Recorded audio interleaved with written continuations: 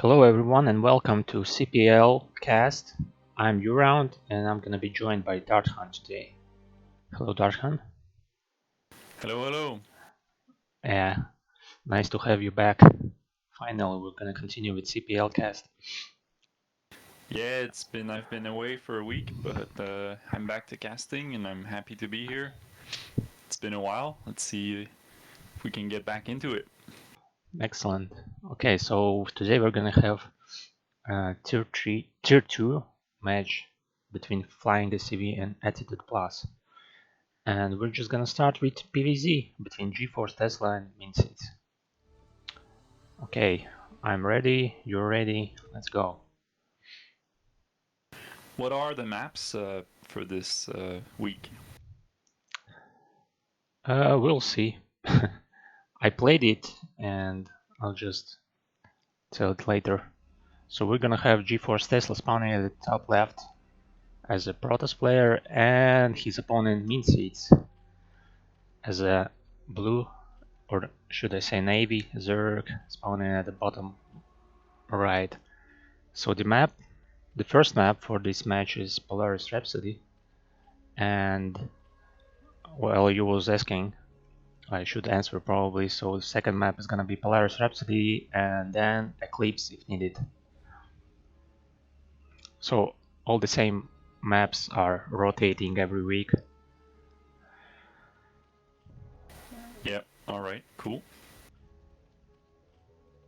Mm, can anyone confirm that the sound is fine? Because I have some problem with Darthan like sounds.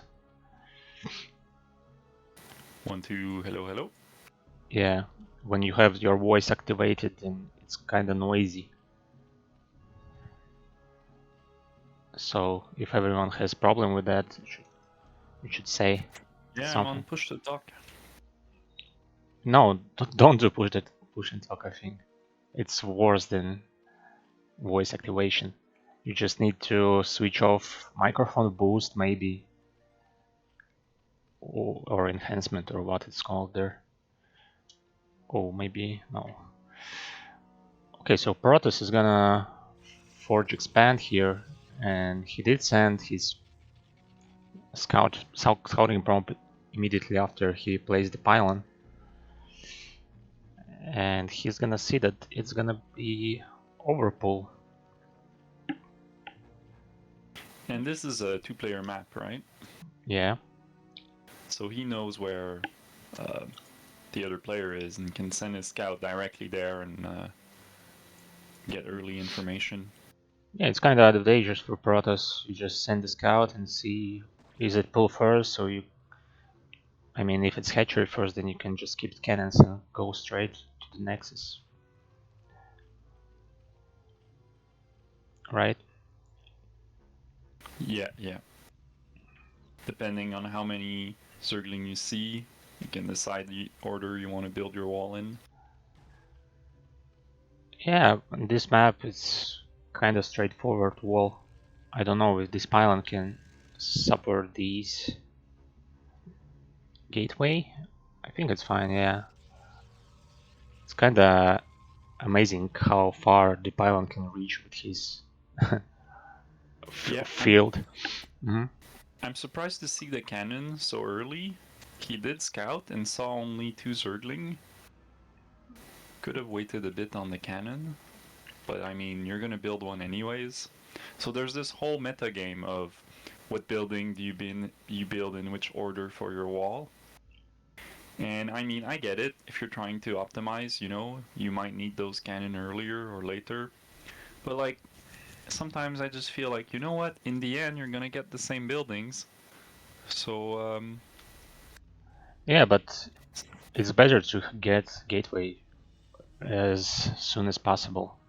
So if you can skip the cannon before you build the gateway, and then maybe add cannon, then you get faster tech and faster zealot, and more zealot when you're ready to move out. that's true. That's true. You do have an advantage making the gateway earlier. And he kinda could have done it this game. since there's only 2 Zerglings out. Yeah. And this Overlord, is it gonna be in time to fly away before Dragoon pops out? If there's even gonna be a Dragoon. I think he's gonna be fine. Well, he's gonna be dying from Corsair anyway, so might as well scout the main and see the Stargate earlier. Yeah, we see the Stargate being built. Wall is complete over on the Protoss side. Interesting build from Zerg since he didn't get gas, even still didn't get it. Yeah, no gas. And 4 hatchery. 5 hatcheries even before gas, and he's getting 2 gas at the same time, so yeah, that's something unusual, I think. So his stack is gonna be very late, but he can get such a huge amount of drones early on, and it's gonna be, yeah, a huge advantage. But how is he gonna defend against Corsair? Actually, I can't see any Corsair yet, but will he get evolution chamber and play some spore colonies? And look at that, G-Force is making more tech.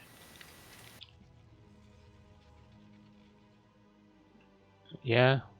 Slowing down production, you know, going for Corsair, one Corsair, slowing down production, going for tech. So he doesn't know that the Zerg player doesn't really have Hydralisk or anything, a bunch of hatchery. Yeah, his Corsair is very late and he didn't scout with Zealots. So this makes me think that the game's gonna go on for a bit longer now. Didn't spot the opportunity to like produce and go in. So I think this is gonna keep going on for a while. Well, as it should, since everyone is making economic builds.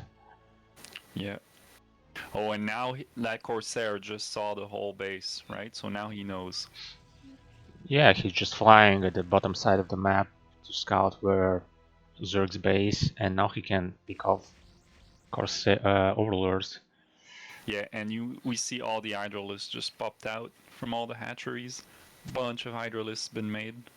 Yeah, and he just started layer, so it's gonna be a lot of Hydralisks just to kill this wall. And actually, Protoss should just add a lot of cannons, or else he won't be able to hold this Hydra push.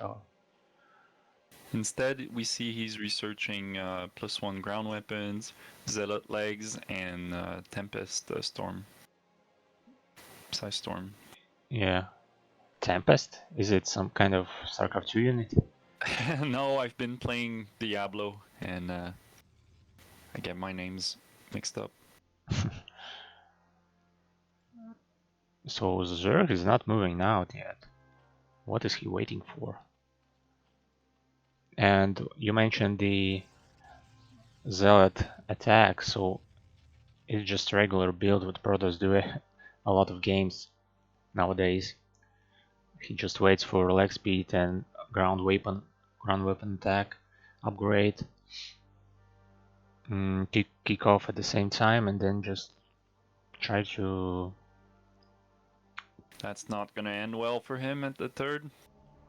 Yeah, there's too many Hydralisks there. Yeah, retreating. Gonna catch a little Hydralisk here and there, but yeah, it doesn't matter. Yeah, not enough of a force to really push in. Yeah, he can as well.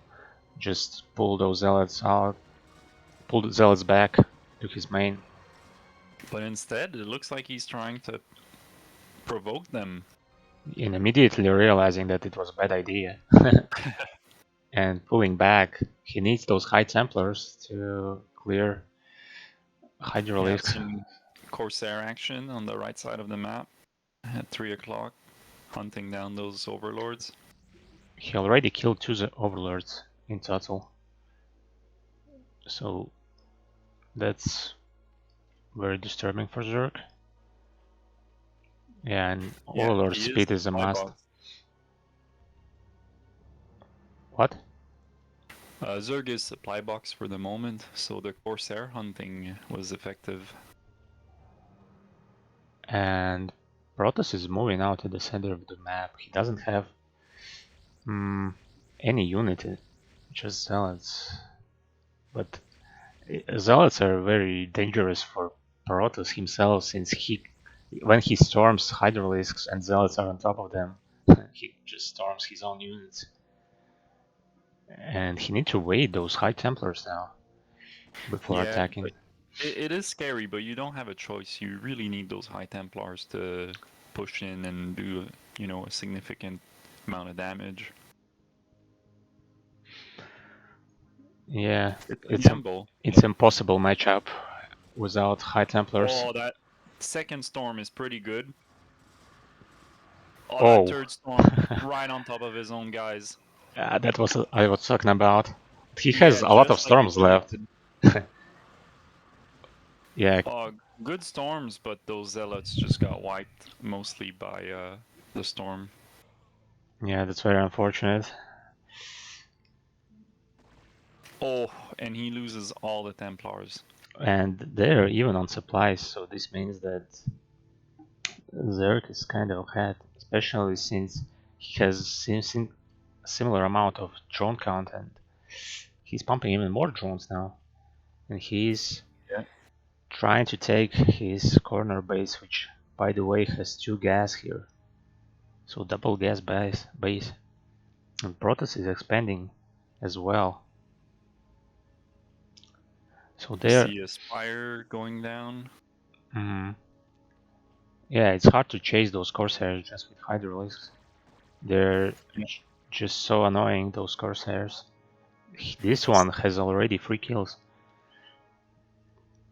Second evolution chamber as well, just finished for Zerg. So Protoss is anticipating lurkers since he has Observer. This is very nice play. Usually what I witness is that uh, until Zerg doesn't have lurkers, Protoss doesn't build even a robotics bay. So when lurkers kick in, he's not prepared and he has to wait for 2 minutes before going somewhere since he doesn't have Before detection. getting, yeah, and it's a good call because he's seeing a bunch of Hydralisk everywhere, and those observers are just so useful. Yeah, they are useful by themselves, but now there's a fight here going on at the mineral only base, and those lurkers are gonna deal a lot of damage to those zealots. And where's course? Oh, okay, observers here. So he's fine, taking some damage, not too critical.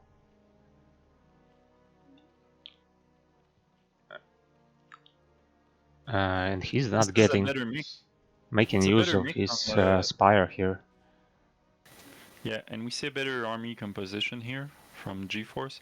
Bunch of zealots, 3 Templars, and a few dragoons. So now he can cover most of anything that uh, the Zerg can throw at him. Exactly. Even if he storms his own zealot, he'll still have the dragoons. Yeah, this small group of Hydra is there is just not doing anything. And he's trying to sneak those hydraulics somewhere to do some damage and harass Protoss, but he's building a lot of cannons. So if he wants to harass Protoss, he needs to attack with all of his army and risking losing it. Oh, that Templar gets snipes before he can do anything. Oof, nice job by Zerg. I missed that actually, but yeah, those High Templars are very weak and can be picked off easily, especially It was like a special forces mission. He just sent in a small amount of Hydralisk, just sniped that Templar and ran away. yeah, great job. And now it seems like both opponents just expanding everywhere and waiting for like their opponents to attack, so they're taking defensive positions everywhere. Oh, and now Zerg is trying to bust him or something. Yeah, using the left side of the map to try and sneak up to the natural. Oh, and there's a fight in the middle of the map, but there's not enough Protoss here. Oh, but he's taking a lot of Hydralisk with himself in the coffin. I think he was trying to cut off reinforcement, but it didn't really work out. Yeah, really back and forth fights here. Everyone losing a lot of units, very small engagements here and there. But both opponents took those double gas expansions. If we look at the upgrades, Zealots are on +2, +1.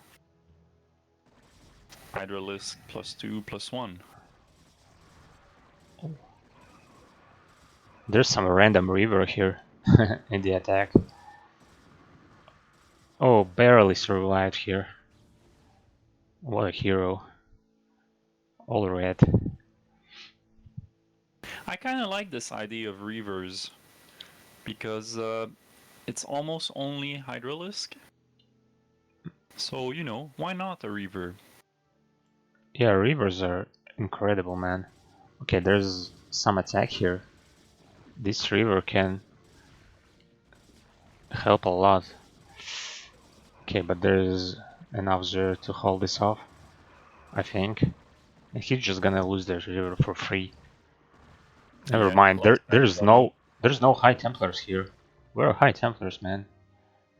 You have double gas expansion. You can afford it, I think.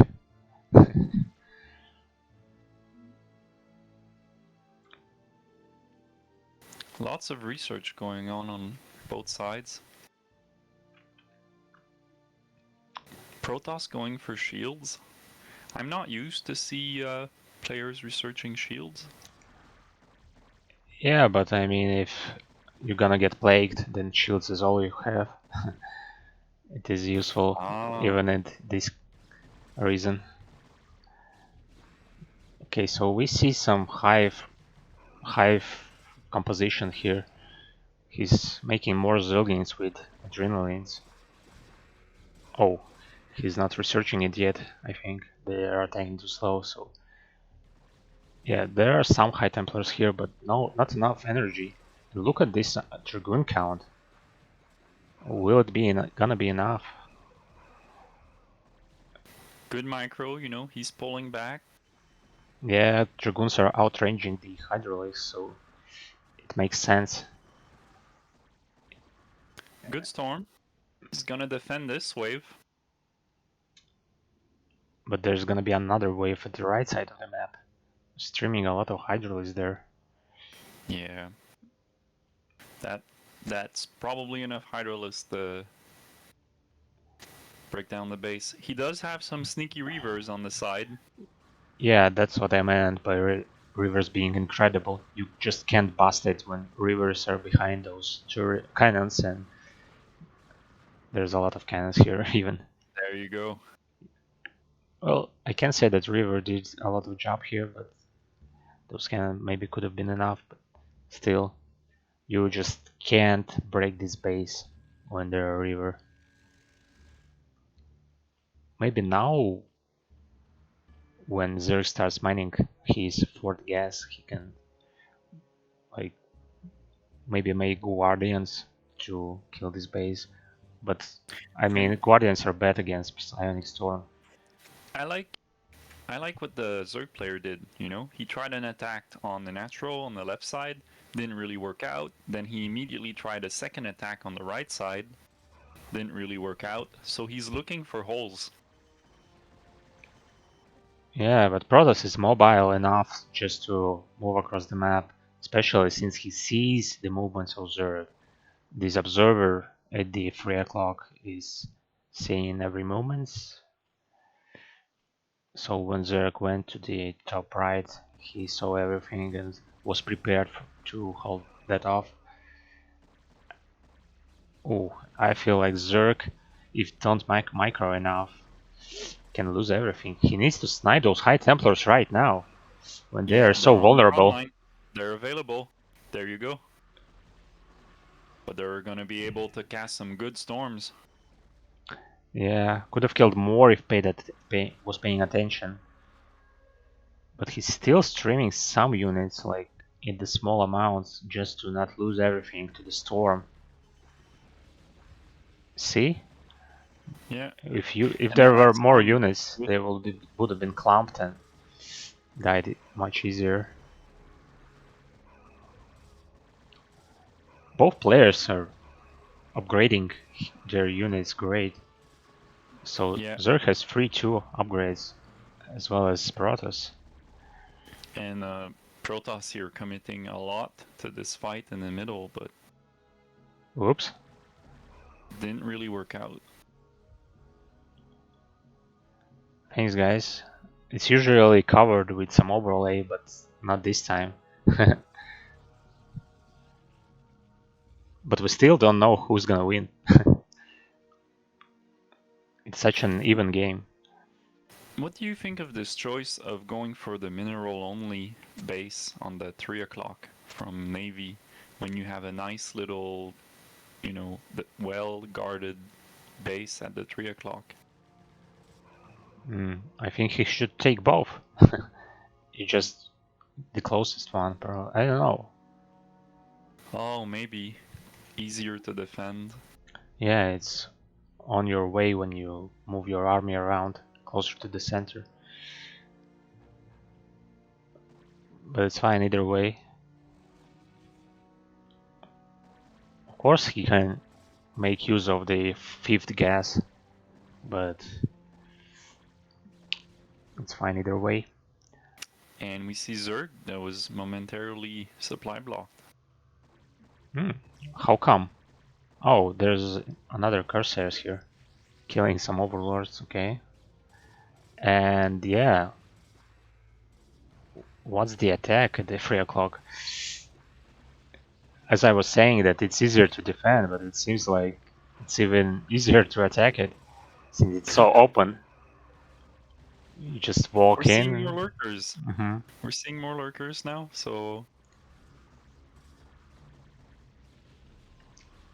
Yeah, and lurkers are so vulnerable to the storm. But yeah. this time it wasn't because they were buried. But still, Yeah, well, that observer is so well placed at the 3 o'clock, right on top of that wall. He can see everything. yeah, he was showing everything. When the drone tried to build 3 o'clock gas base, he just Yeah, sent 3 zealots there to snipe it off. and it worked. It was just enough. A lot of stuff happening around the map. So some DTE sniped the hatchery there at the 9 o'clock, and Zerg is trying to kill that army, but look at how small this force is. Okay, and Zerg just GG's. They can't hold the attack of Protoss. Great game. Lots of microing, lots of like moving around, fights happening at the same time, Corsair being managed during fights. It was good to see. Yeah, but I feel like Zerg could have played on maybe. No? Oops. Well, the tech was being researched, but I feel like it on the Zerg side got stuck on Hydralisk and Zergling and just mass producing those. But after a while, it didn't move on to more lurkers or defilers or anything, or even Scourge. We saw a Spire being built like in the mid game, but never really got used. Yeah, I thought he is gonna transition to Mutalisk at some point, so he can maybe kill some base. And we didn't even see any hive tech, even. No defiler, no ultralisks. Okay, get in the game. I'm looking for it.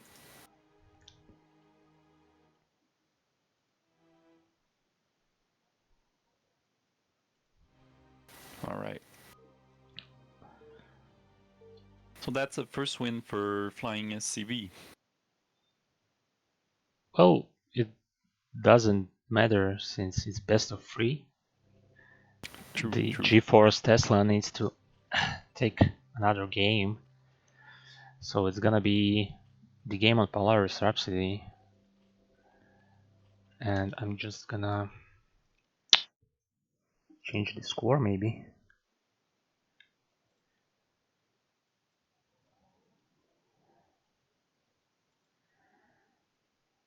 Okay.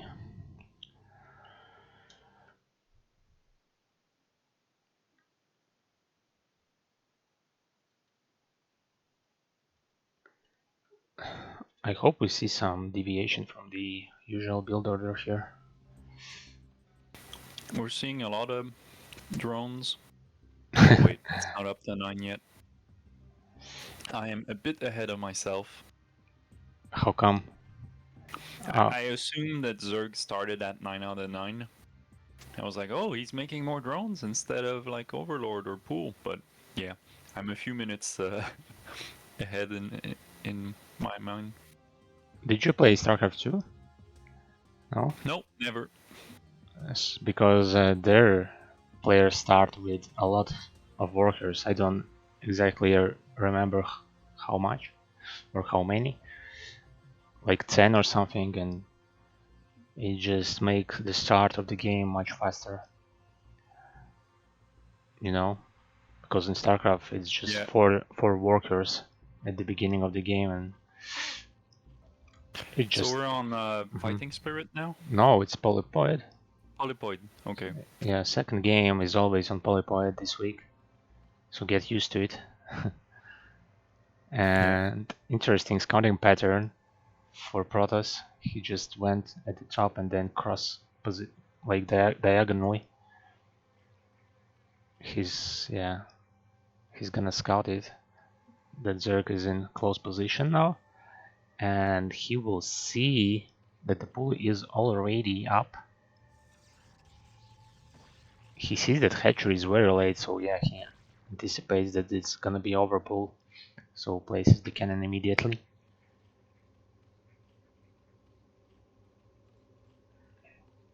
And yeah, it seems like repetition of the first game. Zerglings out. Yeah. That's it. Interesting if he's gonna repeat that 5 hatchery before gas build. I feel like the first game he was ahead at some point.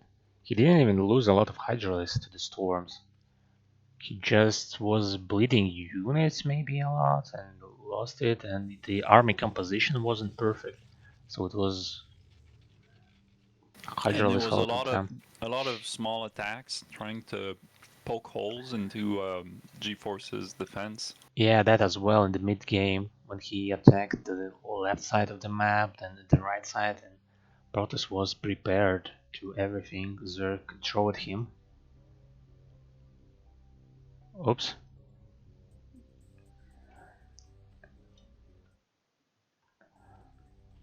Yeah, maybe I should change the overlay so that the progress bar is gonna be covered next time.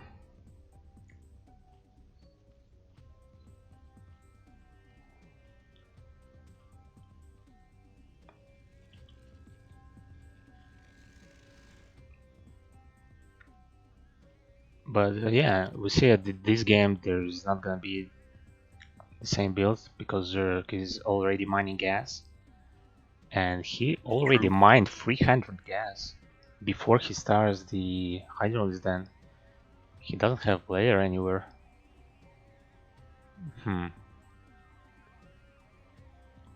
Maybe he's keeping an option, trying to figure out Yeah, it seems like when are he the. didn't decide what he's gonna do this game.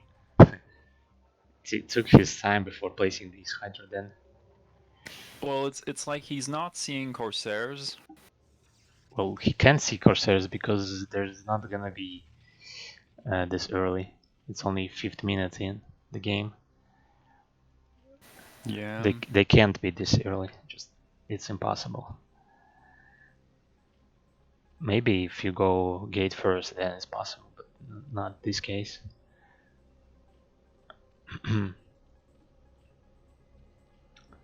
Yeah, he might just be waiting a bit to have a bit more scouting information. Who? Zerg? Yeah. But he didn't get any. His overlord is just outside the natural here. But anyway, we see that Zerg is rallying his units outside Protoss natural, and when the range is gonna be finished, but he's making hydraulic speed first. Now he's starting range. He can pick those building out even without range, I think, but range will gonna help him to bust this.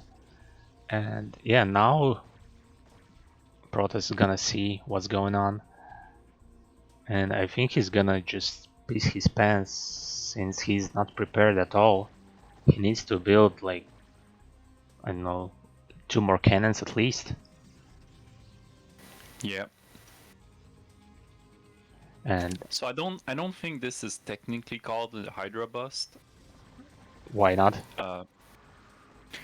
Well, I thought because I used to say that, you know, when I saw a bunch of Hydralisk in front of the Protoss wall, and I used to call everything that was Hydras containing Protoss, call it a Hydra bus, but apparently it has like a specific meaning where it's very, very all in.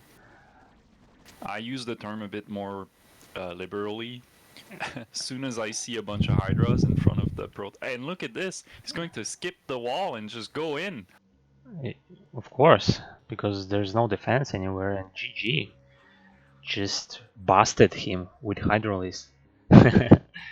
So we Well, can see, call it that's Hydra bust. absolutely. Yeah. And that's the thing that scares me the most as a Protoss player is when I see a bunch of Hydras at the front gate. That thing really scares me when I play against Zerg.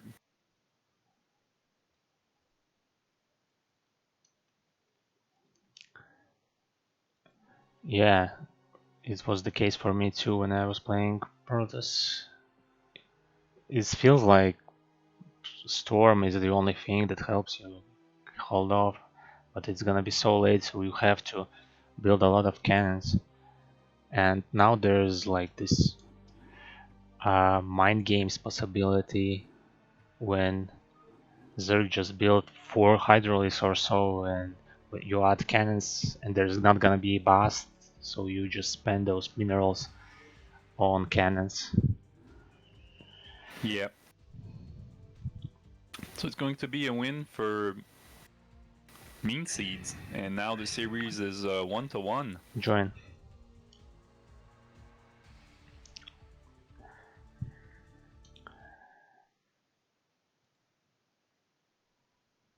So it's going to go to round 3 on Eclipse for the final of this series between G-Force and Mean Seeds. Do you have a prediction on who you think is going to win? I feel like Zerg can take this series. Actually, he played really well, and he has very interesting ideas. It seems like for every map. The first game he went 5 Hydra before gas, which was incredible. I liked it a lot, but he didn't manage to play it off in the micro game.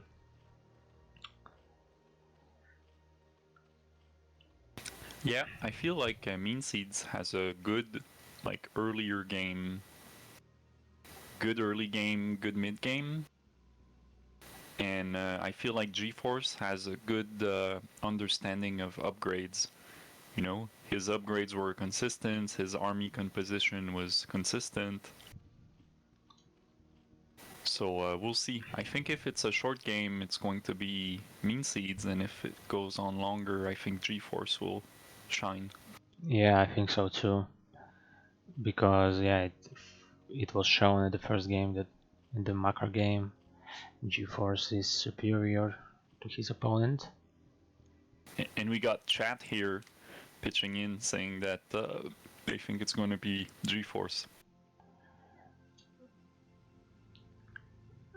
Yeah, Art of Turtle wanna gamble his money. But yeah, let's see what's gonna happen here.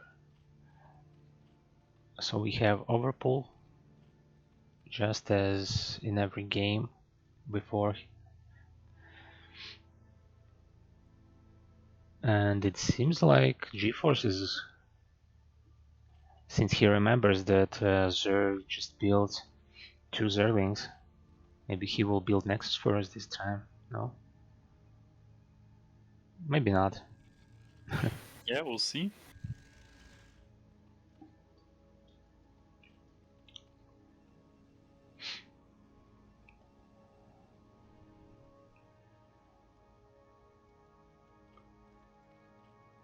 Yeah, we see 2 Zergling again. Yeah. So he's just going to confirm that it's those 2 Zergling and just get out of there. Oh, but look! What? Oh, More never Zerglings? mind. I picked the wrong egg. I thought he just like spawned in like 6 Zergling, but it was just the wrong egg. You scared It's me more there. drones. Yeah. Yeah, that would have been crazy. Just waiting for the probe to go out and then queue in for more Zerglings, but no, it was more drones. Interesting that this probe, which you see going into the main, just was waiting at the Zerg's third base, but didn't wait it long enough, and they just parted their ways. And he was expecting something cheesy going on, so he went to the main base. Sees still that there's only 2 Zerglings here, and he's just wondering what's Zerg doing. Where's his base? Where's third Yeah. hatchery? Where's the cheese? And yeah, now he's gonna see that it's still at the regular place here. We got gas, we got core going down for Protoss. Natural being built. We got the cannon ready, the wall's good to go.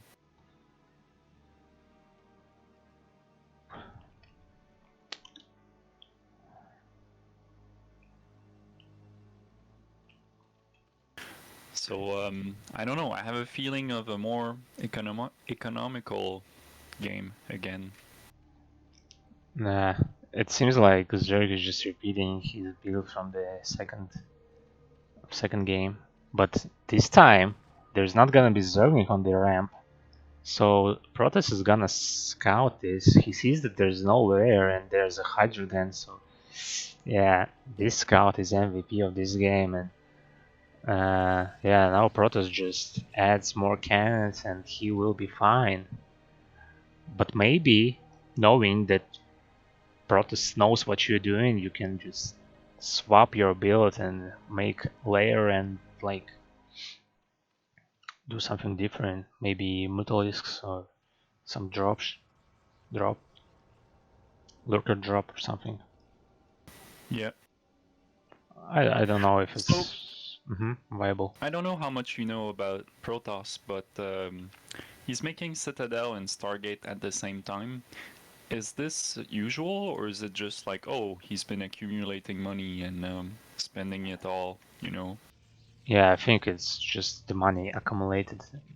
He had banked a lot of minerals and he can afford both buildings. And he's skipping his Corsair, just making Zealot leg speed. Maybe he placed the Stargate and then scouted that there's gonna be Hydralisk then, and just decided to place the Citadel of Adun for like immediately. Yeah. So he will have the Zealot leg speed upgrades as soon as possible. And he was busy microing that probe, right? So maybe that's why too. There was a bit of a accumulation there, doing some good work with that probe. You can't be everywhere. Yeah, but since you have only one gateway, it's easy to miss. Like, so you don't have a lot to build, you know, so you can build a lot of tech there. And now he has 3 gateways at his main base. And even building some Corsair just at least kill this Overlord that is in his main base scouting whatever.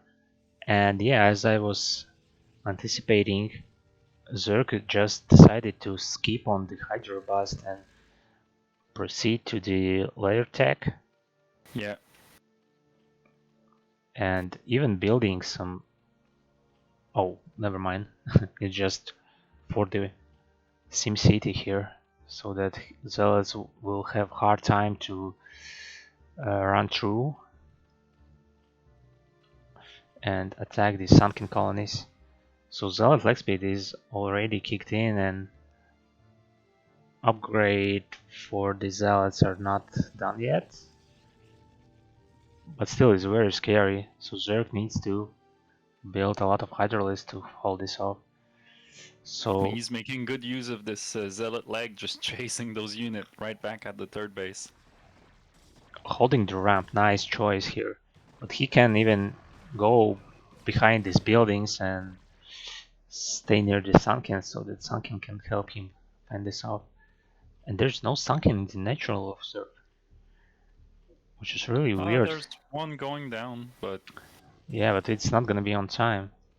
not on time. Yeah, he's gonna go into those drones.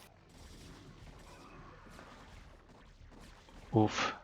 And succeeded to run by, and he's gonna kill some drones even. Yeah, that's annoying. Yeah, and all of those drone transfers back and forth. This is some economic damage that he done. Nice job by Protoss here, exchanging Yeah, his units for some economic. it's a good, yeah, good harassment, but I don't think it's like game changing. But it was a good harassment. Yeah, but believe me, it's very distracting when you're trying to macro. You have, and this Protoss is attacking you. You have to like defend your drones, send them somewhere, and build units, and you just gonna make some mistake when something like this happens. It's much harder to play when Oh, you're, absolutely. yeah, getting harassed like this. Oh man, for me, as a new player, you send in one vulture up my base, and I'm done.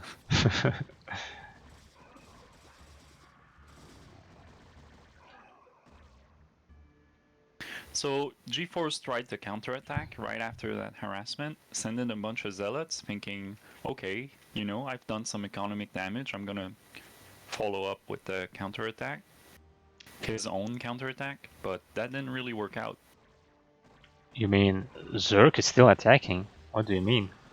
This I can meant work out. G-Force did a follow-up, but the follow-up didn't work, and now Mean Seeds is counterattacking. Yeah, but the economic damage doesn't work like this. It It takes just, a while. yeah, it takes a while to feel this damage. But still, yeah, this attack, yeah, it's just hard to bust the Protoss since he has a lot of storms. You try to maybe send some units to snipe those High Templars now. And he's starting a third base on the 9 o'clock. Kinda starting a third base. He has the pylon ready. He has the money. Oh, and he's moving his zealots somewhere across the map. Yeah, it's a bold choice here. There's gonna be nothing at the natural. Interesting decision. So he just backstabbing Zerg here with 9 zealots, trying to run by those that sunken and maybe snipe Hydra then, maybe kill some drones here. Yeah, sniping the Sniping Hydra. Hydra then. Yeah. Okay, maybe it's fine. Oh, but he failed to snipe it. Maybe, but he still has time. Yeah, Zerg just pull everything back here, sniping that pylon at the 9 o'clock and losing Yeah. the Hydra then. Those Hydralisks were not in time here. Yeah, he lost a lot of Zealots here, but he did some damage since he exchanged them to Hydralisks and also killed drones. And he killed the Hydra then, so this means that Zerg now can reproduce them for Yeah, some not time. for some time, yeah. Oh, and some neat trick here. So he at the 9 o'clock, see those eggs there? Those eggs, yeah. They're Was he heavily trying to damaged. block the ramp, you No, think? he was transforming the Hydralisks to lurkers. The Hydralisks were attacked, you know. So it's like instead of pulling those Hydralisks back, he just transformed them to lurker egg, so they will survive, you know. Get a bit more HP. No, they won't get HP. They will be fully healed after they Oh, respawn. oh, You see now those lurkers are fully healed there, and yeah, some another counter attack here, and again, it's skipping the sunken. what? That was really unexpected typing out here. Yeah, I think he thought, he's gonna get my spawning pool, and he was just rebuilding the Hydralisk then. Well, he's even killing his drones now. Wow,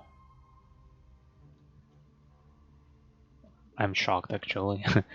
there, there's a lot of games where G is called early, but he's probably knows better since he's the player and he probably felt like he can't defend this. I can understand that. So we have first series ended with 2-1. GeForce Tesla takes the first series for flying SCVs. Great matchup. I feel like the players were evenly matched. They both had a good chance, and I think like they did their best. Yeah, if only Zerg did have enough defense there. Very nice. Uh, very nice. What do you call it? Run by with those zealots. Oh yeah, yeah. Which backstabbed in Snipe the Hydrals. Then I think this kicked Zerg off his rails there. Okay, so we're gonna have next match, which is between Manadog and Light Swarm. Oh, Light Swarm. I know Light Swarm. Yeah, the Light Swarm.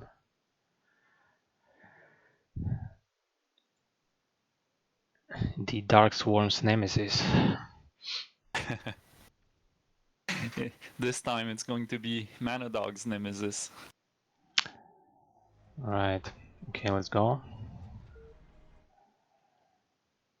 Back on Polaris Rhapsody for game 1.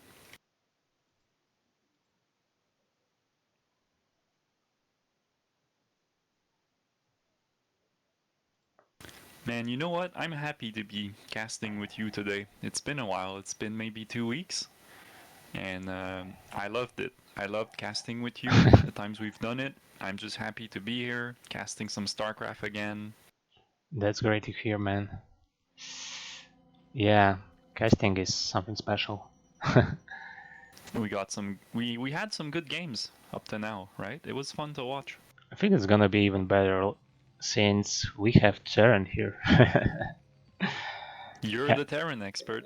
Yeah, expert. Resident expert, yeah. I feel like theoretical knowledge of this matchup is lacking for me. Okay, so as maybe I should introduce someone. So Light Swarm is the Zerg here, and he's gonna face the Terran Manadog, which I don't have any knowledge about. And but Light Swarm, man, this person right here is the legend. His ZVZ are like the best I ever seen. he's always making some hive units. I don't know how he managed to make every game like this, but it's incredible. And I actually played him in the preseason at week 2. I managed to. It was on Eclipse, and I managed to place some factory at his main and build 3 vultures, and he just tapped out immediately after he saw those. So it was a very fast game. But I saw his other games, and I feel like he's tier 1 material, not tier 2.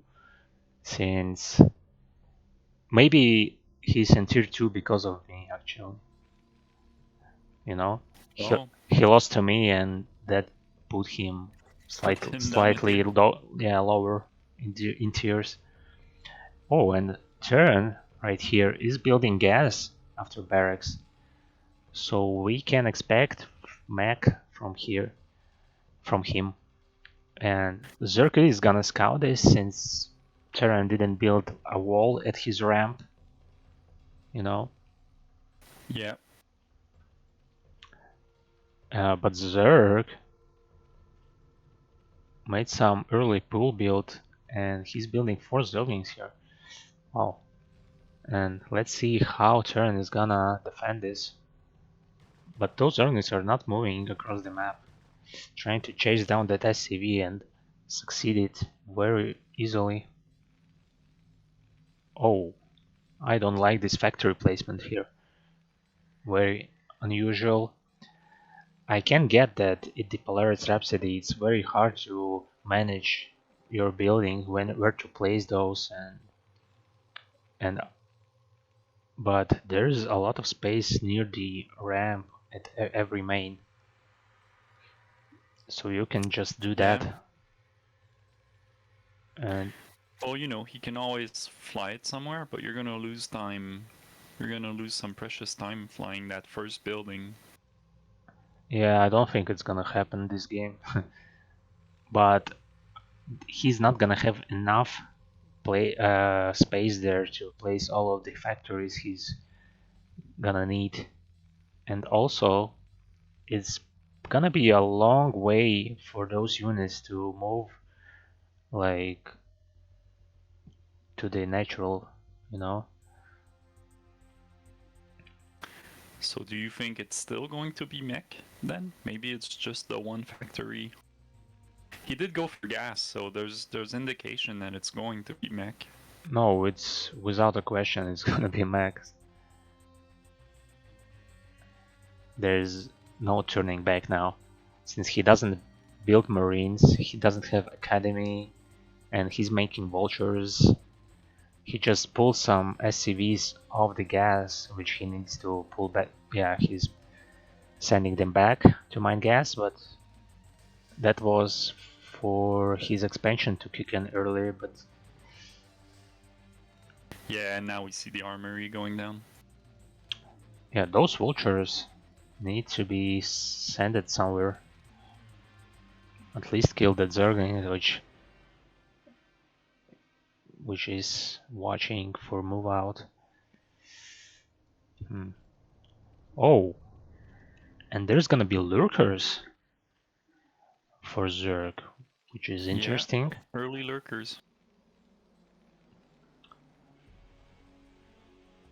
Wow, I just can't stop talking about what's happening here at the main base of Chern. It's just gonna be so hard for his units to move out the base. You see that add-on, it now blocks his exit, so he's Oh gonna yeah. he's gonna move across those factories right now. Very, I think he's just unprepared maybe for this match or something. And those vultures are just now moving out facing those hydraulics, so maybe he doesn't even need the Goliath's range upgrade, which he is making in the Harmony, because he doesn't have any defense. So if Zer just make those lurkers, Yeah. If there's gonna Zerg be just no push in defense. right now. Yeah, yeah, yeah. Yeah, those lurkers are gonna ravage his natural here. He needs to There's place the turrets ASAP. there's an opportunity here.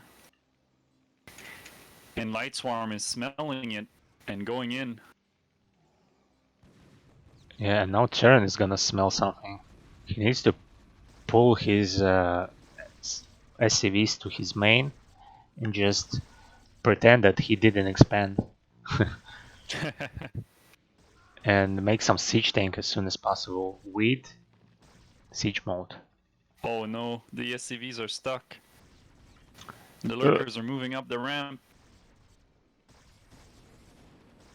Oh, yeah. that is so much damage. Oh, and he doesn't get any missile turret anywhere. Only now trying to get some. Yeah, very. This is a crushing blow here. Mm-hmm. Too much damage here has been done. Another 3 lurkers moving across the map. And Zerk is And expanding at Light the corner. Swarm Mm-hmm. didn't work a missile turret and just kind of didn't push too much. Just waiting for those free kills, anything that moves in range. And it's a good contain, right? Because there's no way anything can get past that lurker to try and build more turrets. And he's just gonna snipe this turret. The last turret, and he just steps out because he doesn't have any mobile detection to kill those lurkers. If only he had siege tanks. Yeah, and the scan he could have maybe defended, but very unfortunate. The scan, I think the key thing here was the scan. As soon as you can scan, even if you don't have siege tank, at least you have a fighting chance. You can do something. But with no scan, no turrets, it was just nothing to do. He didn't expect something cheesy like this from Zerg. Expected Mutal as usual and didn't get any. Yeah, it would have been completely different game if the Zerg decided to go Mutalisk and Terran would have been prepared.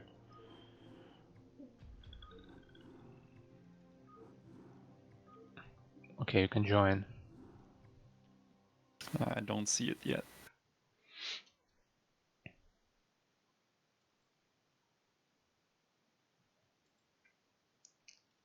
All right, game 2 on Polypoid. Hell yeah. So it seems like, just to be blunt here, I mean, Lightsworm is just outclassing here.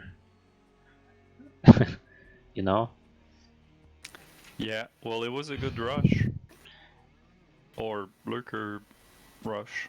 Yeah, I don't know if he prepared this, like, you know, Zerg just plays in ZVT plays differently depending on what like his opponent is doing.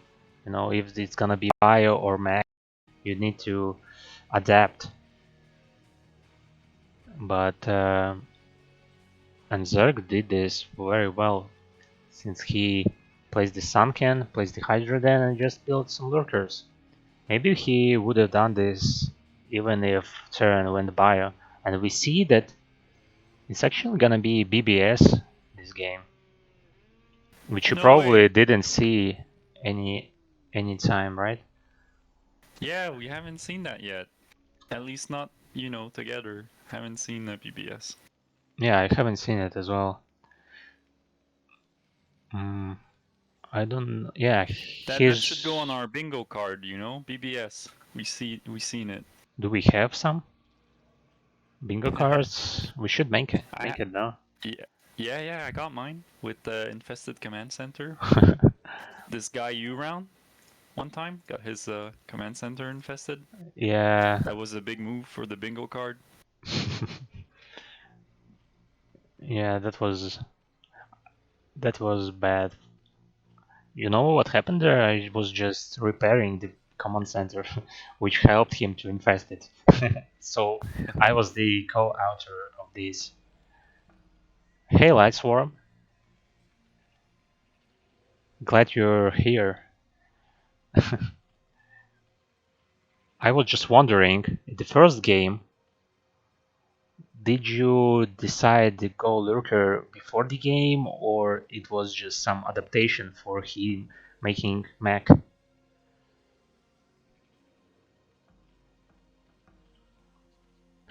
Just wondering.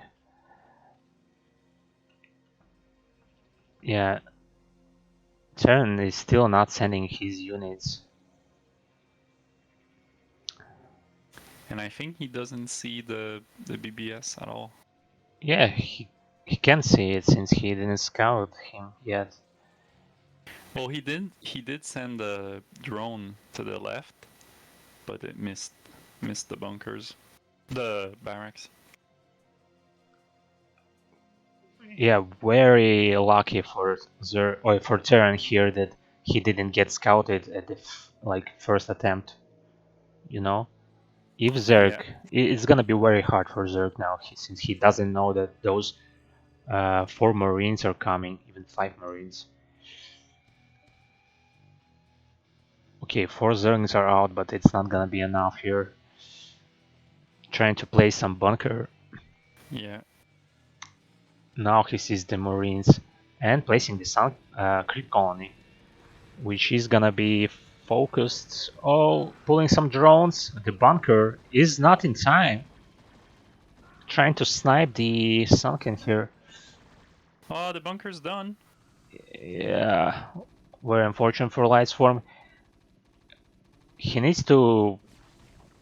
Oh, Oh, that sunken just finish. Had didn't one attack and then go down. didn't expect the bunker to be in range of the Sunken. You know, I mean Sunken Yeah, being in that's true. range. Yeah. Yeah, that seemed like Sunken is far enough. Oh, very nice control here from Terran. Yeah. Yeah, he need to deny this Sunken colony here at all Yeah, and cost. he's Ooh, not at all cost, since there's a lot of Zerglings here. Yeah, and he probably won't kill this sun hatchery here. hatchery. Doesn't feel like it. Oh, scratch that. He has a SCV to repair the bunker. Yeah, And more Marines shooting it down. decided to go straight to the Skip. main. Yeah. Which is a great choice, you know? Why fight that sunken when you can just end the game? Yeah, he doesn't have any other choice since he is all in here. Yeah. But he did a lot of damage, killed a lot of drones. There's only 5 drones for Zerg now. And there's last attempt to defend for Zerg here. And Yeah. he killed every Respect the Marine. light storm. Yeah, killed every Marine which was at his main, but he's now way behind. He lost his hatchery, lost a lot of drones, now losing those Zerglings for free. He need to block the ram just so that Marines won't Won't go up. cross it, and didn't even kill a single Force the Marine. fight with the. Yeah, maybe if you force the fight with the sunken, but Yeah, you just needed to block the ram, but it wouldn't matter, I think. The game was lost anyway. so we're seeing a lot of like sneaky plays between Lightswarm and Manadog, and this time it's going to go in favor of the Terran. Yeah, very unexpected that BBS worked, but I think the reason was that it was 4-player map, and Zerg didn't scout Terran from first attempt. It would have been a completely different game otherwise. Maybe, probably Lightsworm would have won. Let's make it clear now. Okay, you can join. Takes a while to refresh. So again, we're gonna be going to game 3 on Eclipse. That's right. Oops. With Manadog in the top right. And Light Swarm, Teal, bottom left. Right. Oh, I was anticipating fifth pull, maybe 5 pull. Never mind. I was just intrigued at what Lightswarm wrote in the chat that he should have went the build he did this game. And I'm just wondering what build it can be. Yeah, what is it going to be? Exactly. What do you usually do as a Zerg to counter BBS? If you missed the scout. You just play Sunken earlier before bunker and pull the drones to catch the Marines. You know, drones Yeah. are very strong, man. They are faster than Marines, so you can't micro Marines easily against drones. You need to run away or something. Especially since Manadog pulled only 2 SCVs with his Marines, you know. Usually when Terran is bunker rushing, he pulls much more SCVs. No, not much more, but it's like 4 SCVs or something, so that he will have enough SCVs mining to produce Marines and supplies even.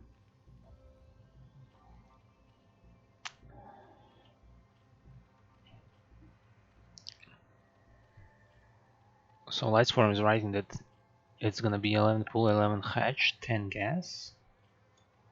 No, it's not gonna be this game. This game is gonna be 12 pool.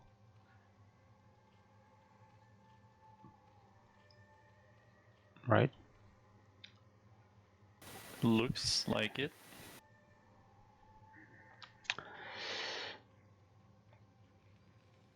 Yeah, my cat is distracting me here. Can't focus.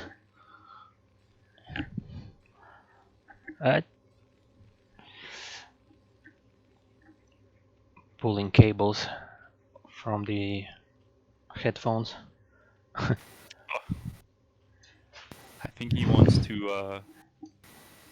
to cast. No, she wants to eat.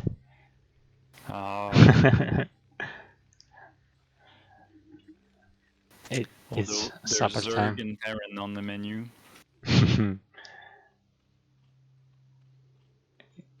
Yeah, she's more like Zerling.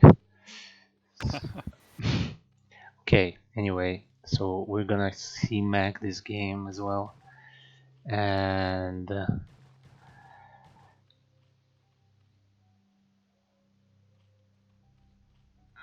hey, Nightcat, nice to have you here. And the SCV goes down. And Zerg is building Zergling speed now. Having 6 Zerglings, but Bunker is gonna be on time to meet 6 Zerglings. And I think that Lightswarm should anticipate that there's gonna be a mech this game as well. But he's gonna scout this to make sure, but he's making Idle event, so it's gonna be 2 Hatch Lurker this time as well. But he needs to adapt to his opponent's builds and make some sunken with his natural. And let's see, yeah, he doesn't see floating barracks yet. Yeah, now he sees that barrack is flying to his natural. Yeah. And maybe we'll see vultures soon. Yeah, there's two of them just chilling right He's now. waiting for third vulture, and now he should move those vultures to his opponent's natural to make some damage. And 3 vultures are plenty, man. Yeah, absolutely. Especially against just the Zerglings for now. And yeah, but still there are 2 Hydralisks, so I think he's fine. That sunken colony a bit earlier this time. It doesn't matter since he does have Hydralisks, and now he sees that with vultures that there are few Hydralisks, and he can just assume that Zerg is gonna build lurkers. And what's gonna be his response? At least he's not making Goliath and Goliath range. That's great. And those vultures, will they see the eggs in the middle of the map? No. And I don't see any defense to those lurkers yet. And I want to see some upgrades in the machine shop. And by some, I mean mines or siege mode. I would like to see some vision, some turrets or comm or scans, something. Yeah, engineering bay Otherwise, just finished. it's going to be a repeat of the first game.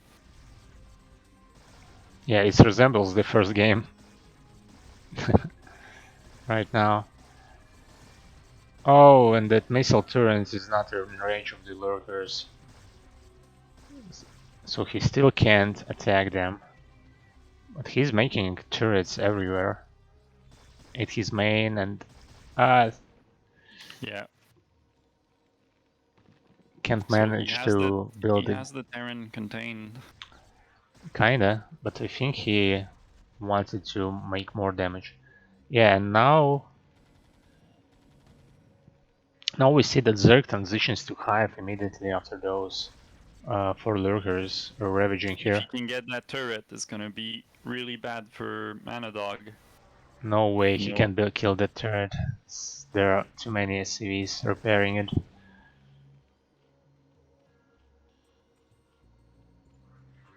Hive is on the way for Zerg, so it's kind of crazy Zergy, but instead of Mythalisk, he's making it from transition from lurkers. Yeah,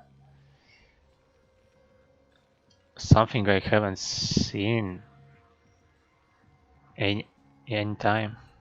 You know, never saw it. I've No, seen it. I've seen it a few times in CPL actually.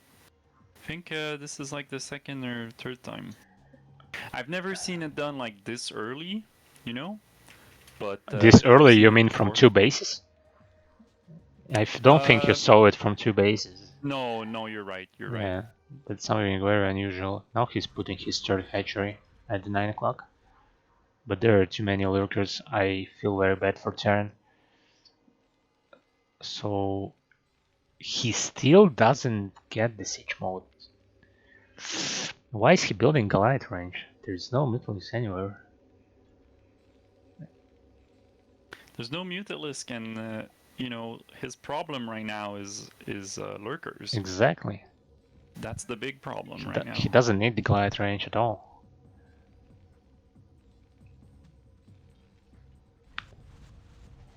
Okay, so we do see Ultralisk Cavern going down. Yeah, he can afford some Ultralisk here. But he spent a lot of gas on those lurkers. Anyway. Yeah, and Spire. Spire? Okay. Yeah, Spire finishing.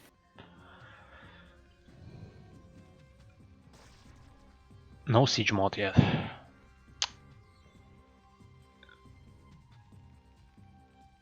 Yeah, I feel bad for Terran actually. Yeah, now he's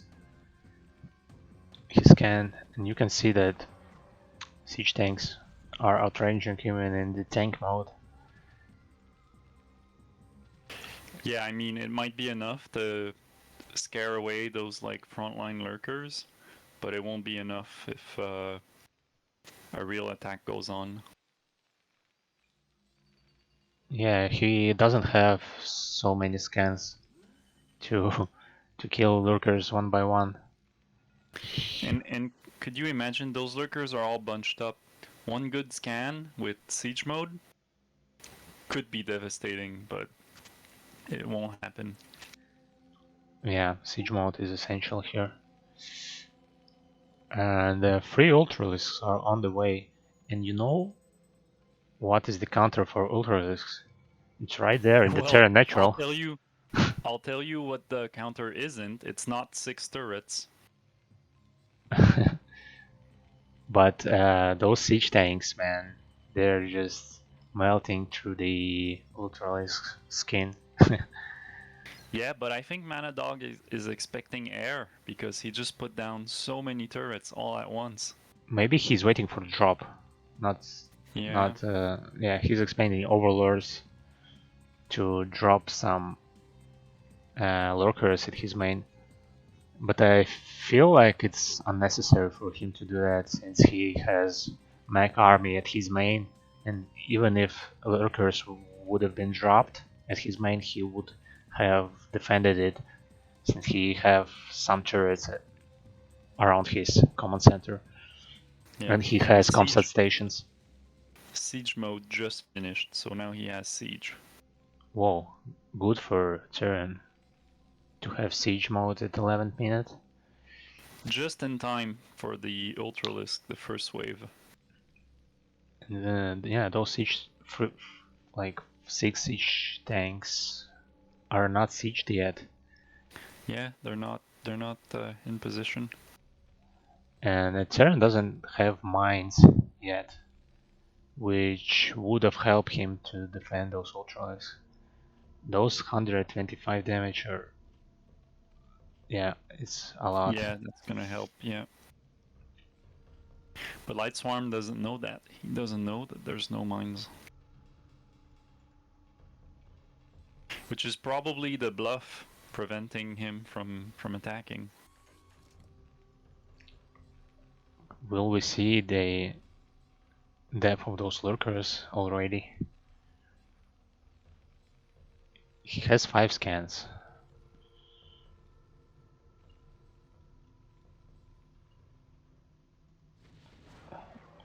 Oof. Oh, and he has science vessel, yeah. A good move. Great choice, yeah. And I feel like Lightswarm is hiding his ultralisks for now.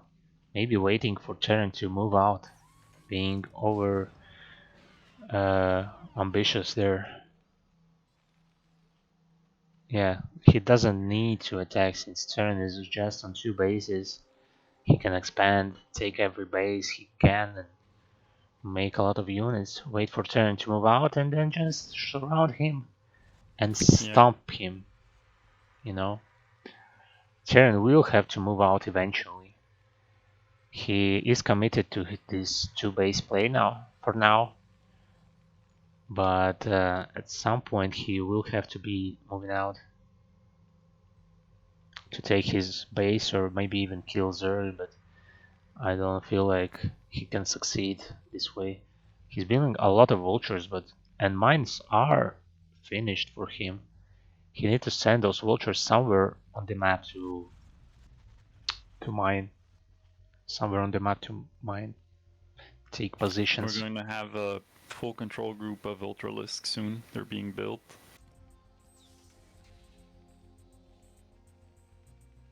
Or spawn, I should say. Mm-hmm. And Manadog is creeping out of the base, you know? He's just like getting a bit more land, just like a little exit here on the right side. Yeah, it's very important for him to place mines. He can't kill those ultralisks just with siege tanks right now. Just only six siege tanks there. Does he have irradiate? I don't feel so. Yeah, now he sees a control group of ultralisks almost. Nice Yeah, defensive metrics there. Will help him. and just like you said, right, those mines weren't there in time, so that's bad. And he's not sieging those tanks. They're not. They're not called siege tanks without a reason. You know. Oof. Yeah. See. Imagine if there were like 40 mines. Yeah, with the mines and the siege, that could have went differently. Especially mines. They are just imbalanced. And this is exactly what he needs to counter those heavy ultralisk army. And he banked a lot of resources which would have helped him as well. So probably that's why he built a lot of vultures.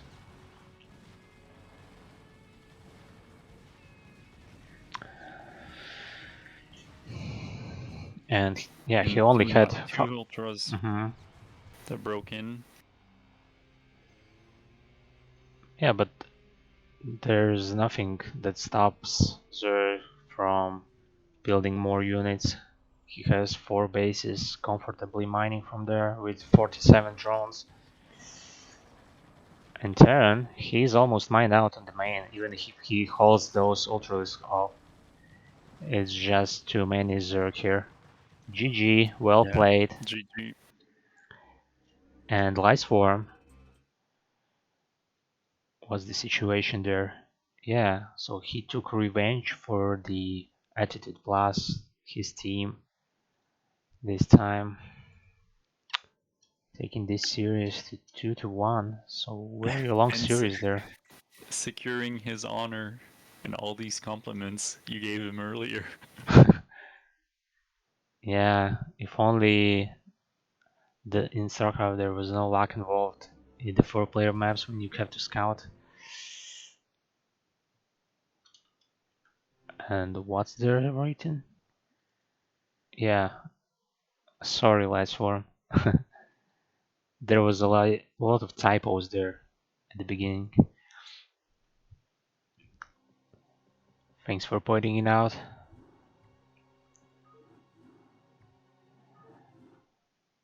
So the next match is gonna be Schemo? You can join now. Versus Right. Packrat. Another PVZ. A lot of Zergs in these teams, it seems. Yeah. I think I heard a bit of Simo. I've never heard of Packrat. So in the Polaris Rhapsody we have Zerg, Packrat from Emi spawning at the top left against Stima, Protoss player spawning at the bottom right here. And actually Schemo is like this legendary caster who can cast some tournaments for 10 hours without co-caster, you know? Yeah, he does that sometimes. Oops. Yeah, I always forget something. Thanks for pointing it out, man. Hop. And I need to change the names for players. Yeah, you didn't really miss anything yet. It was just super early game. Just making more drones, making more probes. We're going to see the Overlord. Hey, Balance SC.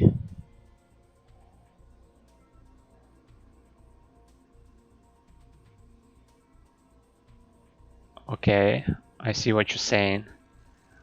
Maybe he's gonna pull some cheesy stuff from his bag of cheese for this game as well. I would love it. It's very entertaining. And interesting that Packrat is decided to go gateway first here. I saw at some previous CPL cast that at this map Protoss just make gateway first. For some reason I don't know the theory behind this yet, but it gets a lot of stuff done when you get these early zealots out, you know? Yeah, early zealot, and it allows you to get your core a bit faster. Yeah, even that, but I mean, those zealots are pressuring Zerg to make in units and to defend. And Yeah, and from pack rat, he went overpool.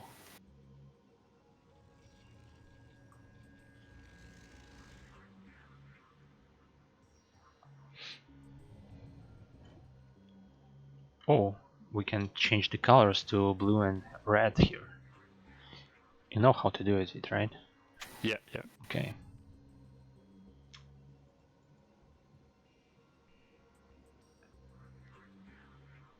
So what's gonna be the decision for Protoss here? He sees 4 Zerglings and he doesn't build anything. Is he gonna make just Texas? Probably, yeah. He is. Oh yeah, going for Nexus. Yeah, it's great build to, like, instead of building forge and cannons, you have zealots which are mobile and can counterattack or pressurize Zerg, Yeah. but he still needs forge anyway because now when he lost his scout, he can expect that Zerg make some Zerglings and Zergling speed, and even He even won't.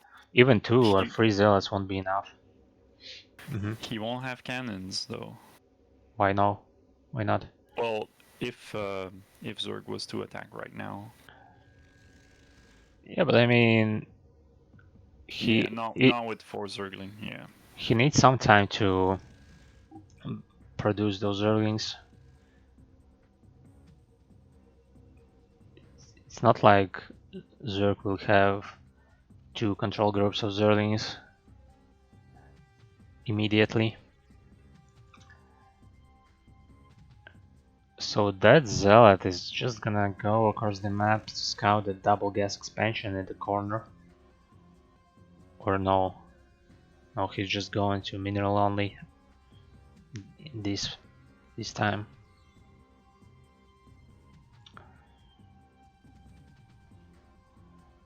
Yeah, just gonna see what's going on there, maybe pick out some drone. No, nothing to kill there yet.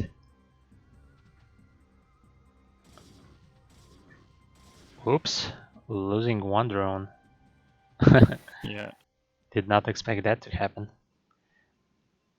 Some miscontrol. And Hatching the other one. it It's seems probably like, the best move to do if you're stuck where you can't defend. Just make a hatchery. well, it's what he was trying to do anyway, since he built his gas after 5 hatcheries like in the previous match first game. So it's the repetition of the first match, yeah, from the Zerg side. You know what I mean? Yeah, yeah. But it's 2 new players. But yeah, I know what you mean. Yeah, 5 hatchery before gas, that's something.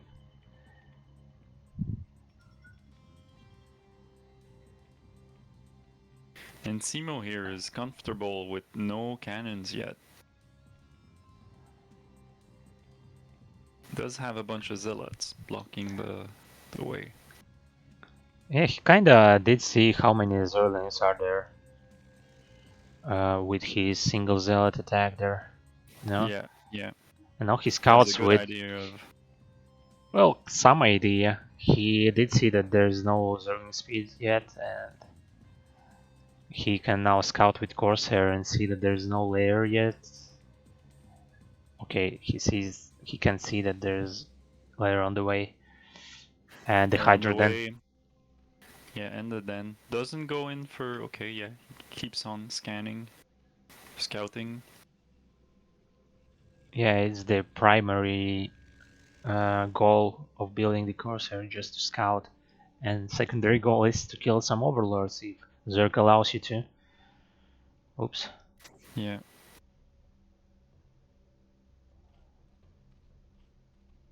Sending those zealots on the top right again. He's really making sure there's nothing going on the right side of the map.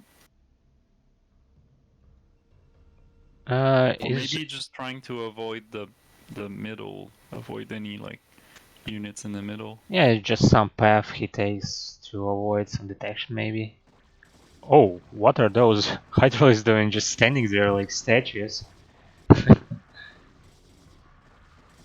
He needs to pull his drone to help him defend now, no? Yeah, that could have been holded better, but still lost only Hydralis Yeah. here. And there's no Zealot leg speed upgrade yet, and it's not even on the way. Weapon upgrade is still late. It's 8 minutes and it's not done yet. And on the Zerg side, we see more Hydras being made, so it's gonna start getting interesting now. Oh, yeah, but his range upgrade for Hydralis is not done yet. Will it matter? I don't know. Oh, he's trying to focus down the forge. Yeah, Storm's not ready yet though. Exactly, and there's not enough energy for Heidelberg anyway. Some dancing around going on, but he will succeed. No, he didn't kill the forge in time, so weapon upgrade is finished. So he can just give up on this forge now. There's no need Yeah. to save it. Just sacrificing those few zealots, right, to buy a few seconds on the forge was enough. Yeah, exactly. Now he needs to wait for his leg speed upgrade to finish. Those zealots are very bad fighters without that leg implants, or what is it making it them faster. Yeah.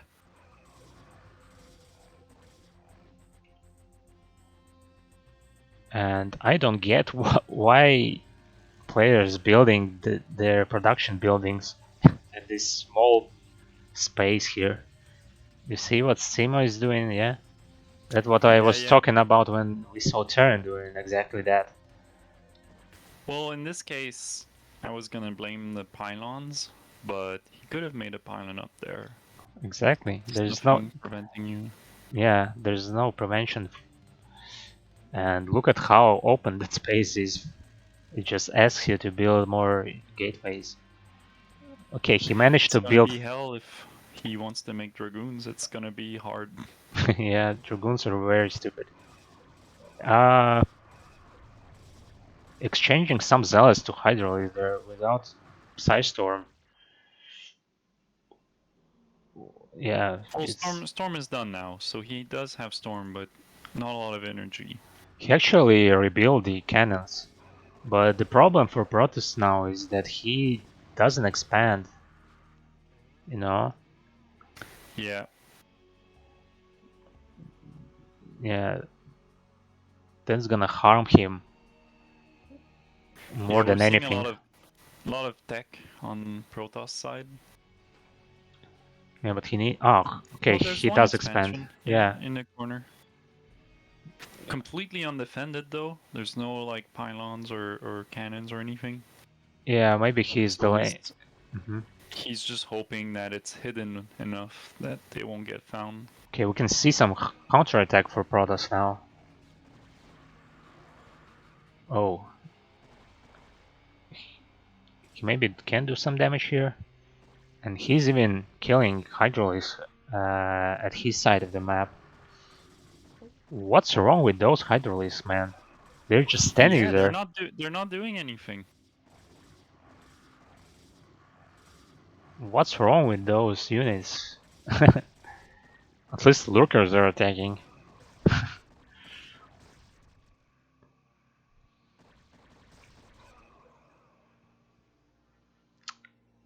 Yeah, really back and forth game now.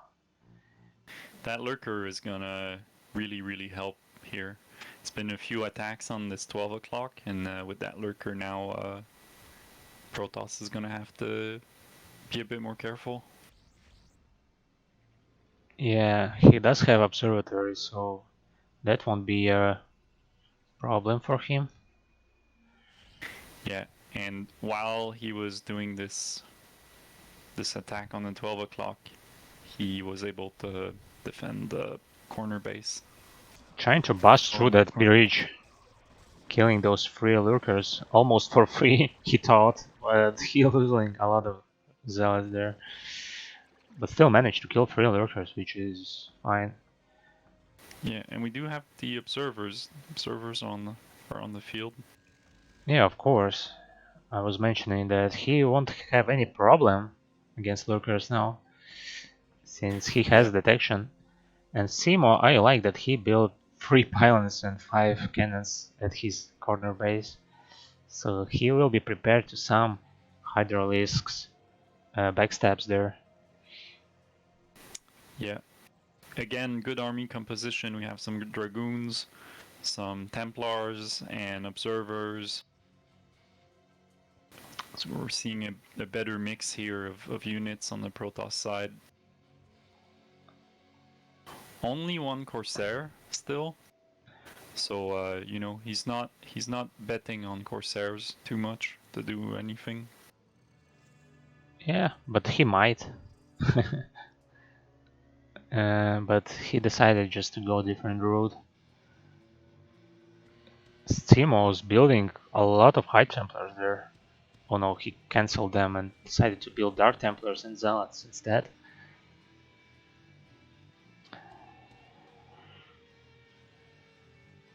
And we don't see Hive tech yet, but the Zerg managed to take another expansion in the corner and just pumping those hydralisks. Well, they just got cancelled or built. I'm not sure. What? Got cancelled? No, never mind. I thought they were cancelled, but no, that makes no sense. They just got done being made. Who got cancelled or being made? No, nothing. The Hydralisk. Yeah, hydralisks is the core unit, it seems, for Zerg in this game. But Oh, there's a bunch of lurkers. 5 lurkers got made in the top right.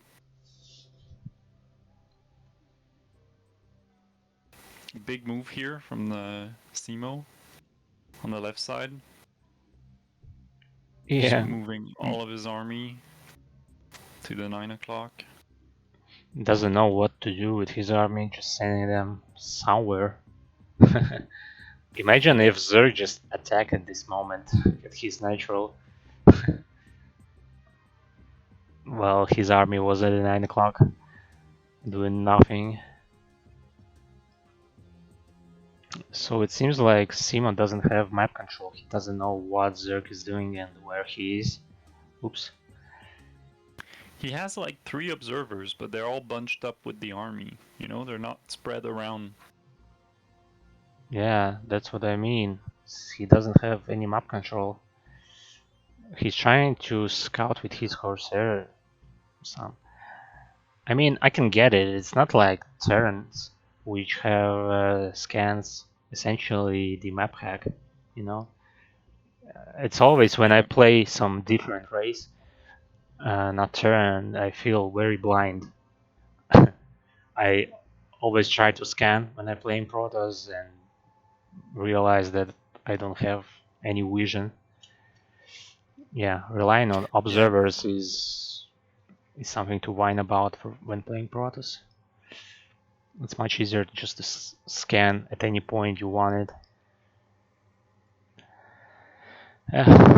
Good playing turn. And against Zerg, you can't. You can spread your observers around, but there's always this risk of them being found by a overlord.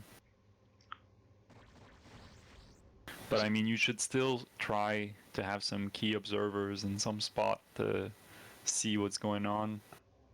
Doesn't mean there's gonna be overlords everywhere. There should be ways to have better map vision. And if there are overlords everywhere, then just make more Corsair.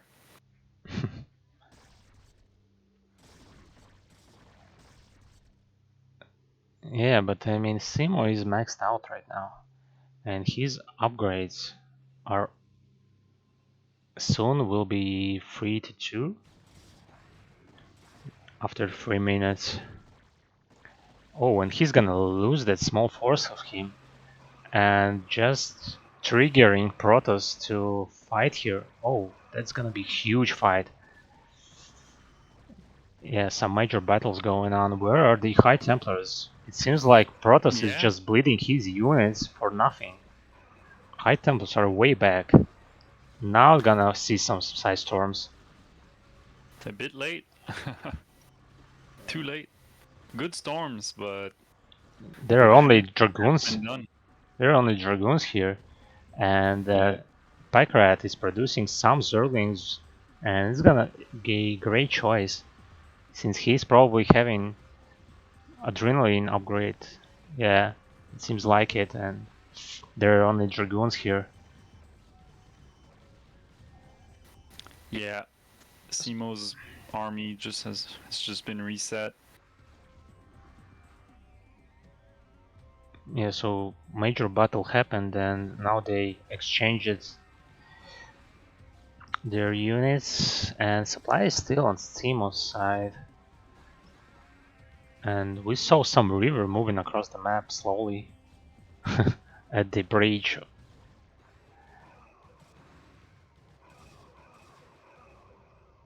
Oh, those Zerglings, man.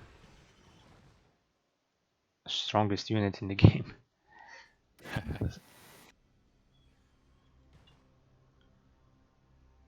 Yeah, I mean, we see some late game composition for Zerg now.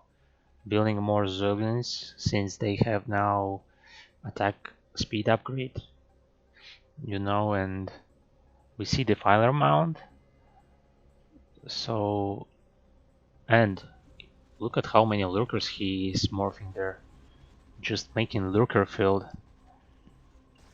Yeah. And those dragoons were alone. They won't be able to do all that much. That river managed to move across the map by himself. Yeah. I feel like Simo is just surprised that there's some random river.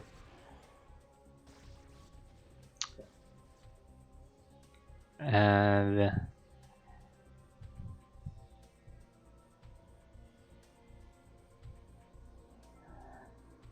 and look at how many gas these players have. That's the product of making a lot of simulators.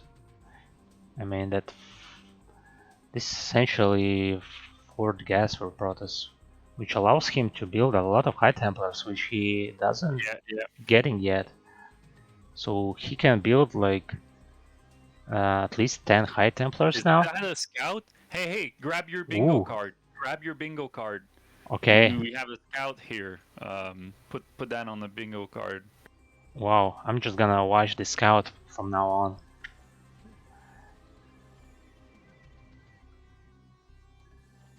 Wow, 28 damage. That's nothing to joke about.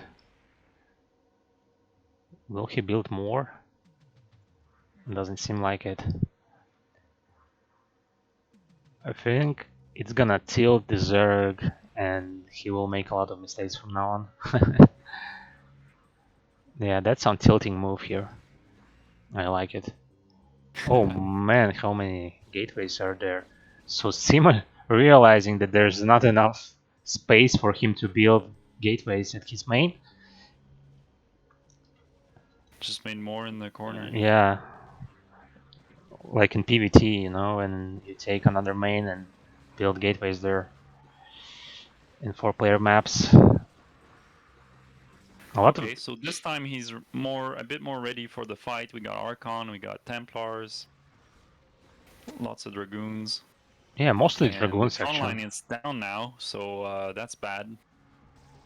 Dragoons are Yeah, great against lurkers, so great decision. And that Dark Templar is gonna take a lot of those lurkers with himself. When overlords are gonna come in, he's gonna die yeah. very fast. But 3 lurkers are a lot. Still, only Dragoons here for Sima. Yeah, that's never good.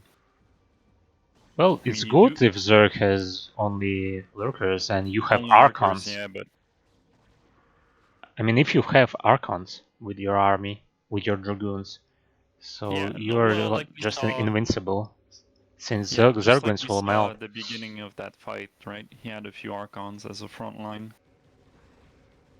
Yeah, he need more. I think having too many High Templars is not advantageous. You see, you just can't Yeah, pull those storms off. There were like 8 Hydralisks and he lost 5 High Templars. yeah, that hurts.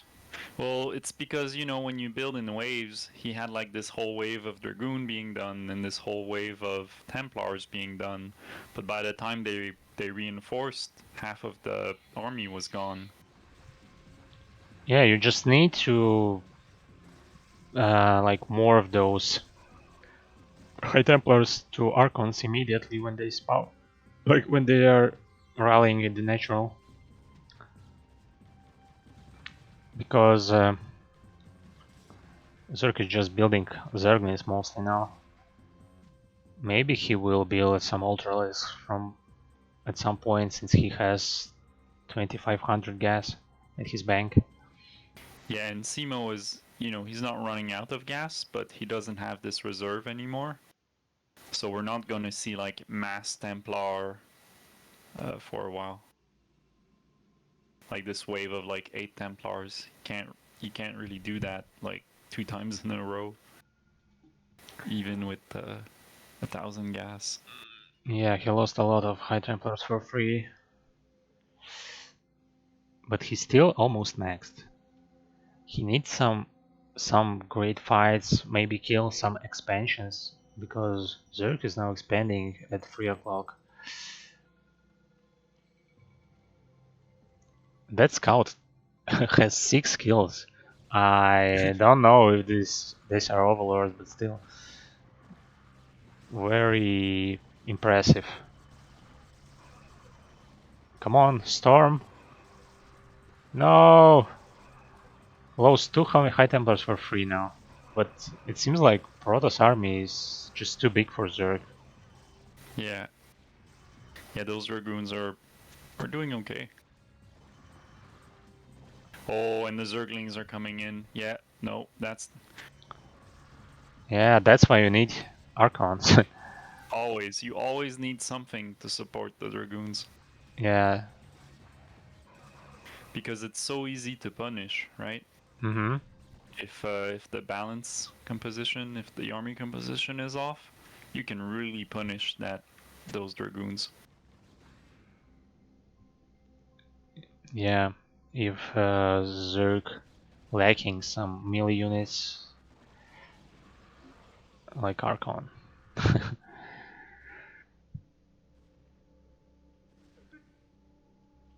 I hear some DT doing some damage somewhere. Killing some drones, maybe? Or is it Scout? Where is Scout? Oh, here it is. Still with 6 kills. Yeah, and Zerg is just controlling whole map. Look at that. He doesn't allow Yeah, Protoss to move anywhere. And Protoss will try to expand at 9 o'clock. But I think that Zerg is just controlling it with Overlord. Now he sees the Nexus and yeah. he'll Now just he, send everything to deny this expand. yeah.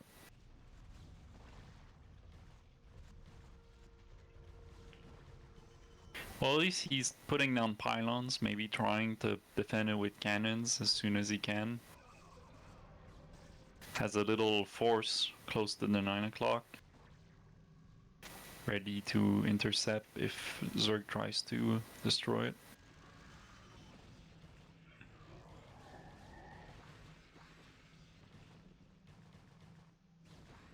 Still not enough Archons.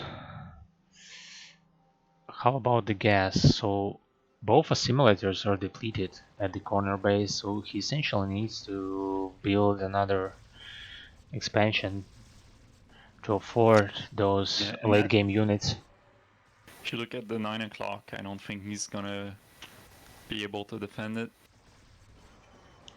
Yeah, Zerk and Hero Scout is trying to, and the Scout goes down.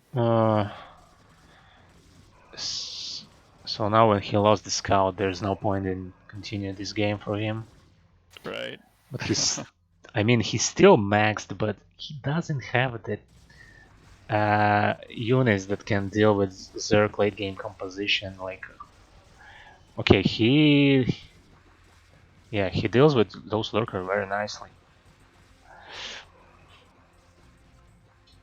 Yeah, this time it's Pack Rat having his army composition split between Hydralisk and Lurkers, and they're not together.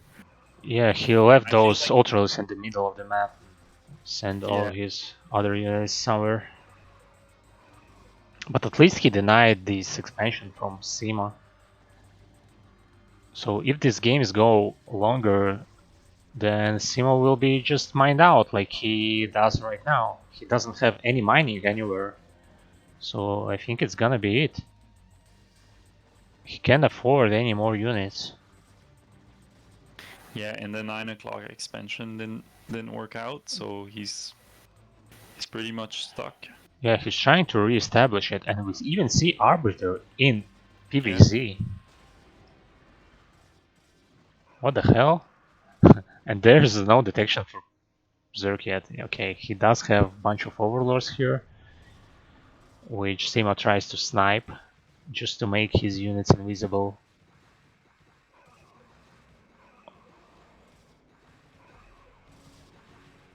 Yeah, those DTs are doing a nice job, but I mean, Yeah, that's nice job all. against the Zergling. Melting through those Zerglings with his knives.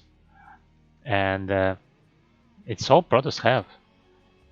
He needs to, at all costs, just to defend his base. He can't afford attacking anymore. It's just defense, defense, defense right now. Nothing else.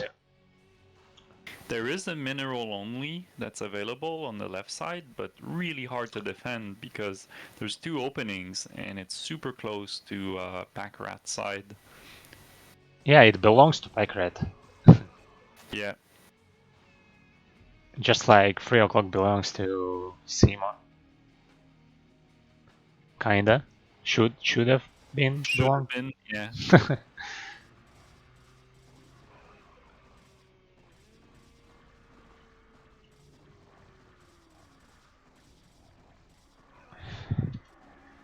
Okay, he lost all of his army now. He does have one Zealot, one Dark Templar, one Dragoon, and one High Templar. So every unit, one piece. Wow. Wait, what? Zerg GG's. I think Simo is just as shocked as we are. What the hell? I think Simo is just just doesn't get it. Yeah. He was staying in the game for a while after Packrat left. So What? Packrat didn't realize that that Simo was basically out of minerals, and well, he just managed the 9 o'clock, but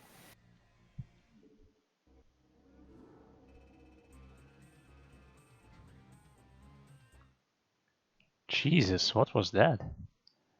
interesting. It just doesn't make sense. All Maybe he Protoss didn't has know. is that base, and he could have sent some units there. There were only 2 Zealots on Dragoon there. Hmm. Wow. Maybe he just didn't want to go on. The game was too long. He had a budget of 30 minutes to play this game, and it was just too long, and he didn't want to go on. And just like, all right, let's move on to game two. Yeah, he doesn't have time for playing that first game, so he decided to move on to second game. Sounds right.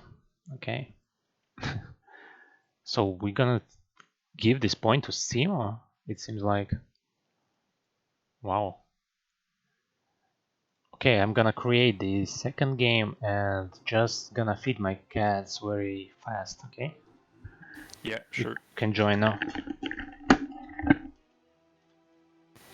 Takes a bit for me to refresh and see the game. You know what I think happened was what we didn't see on camera was a Dark Archon. Probably mind control Pack Rat and forced him to give up.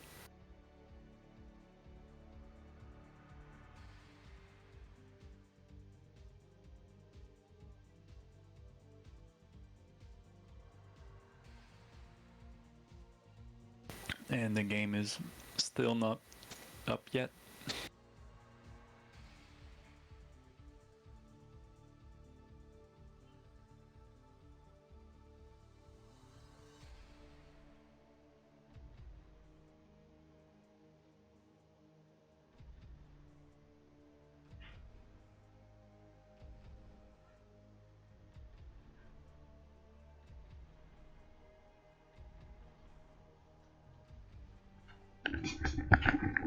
Alright, I'm back. Oh, I didn't create the game. Yeah, the game wasn't up. So let's see.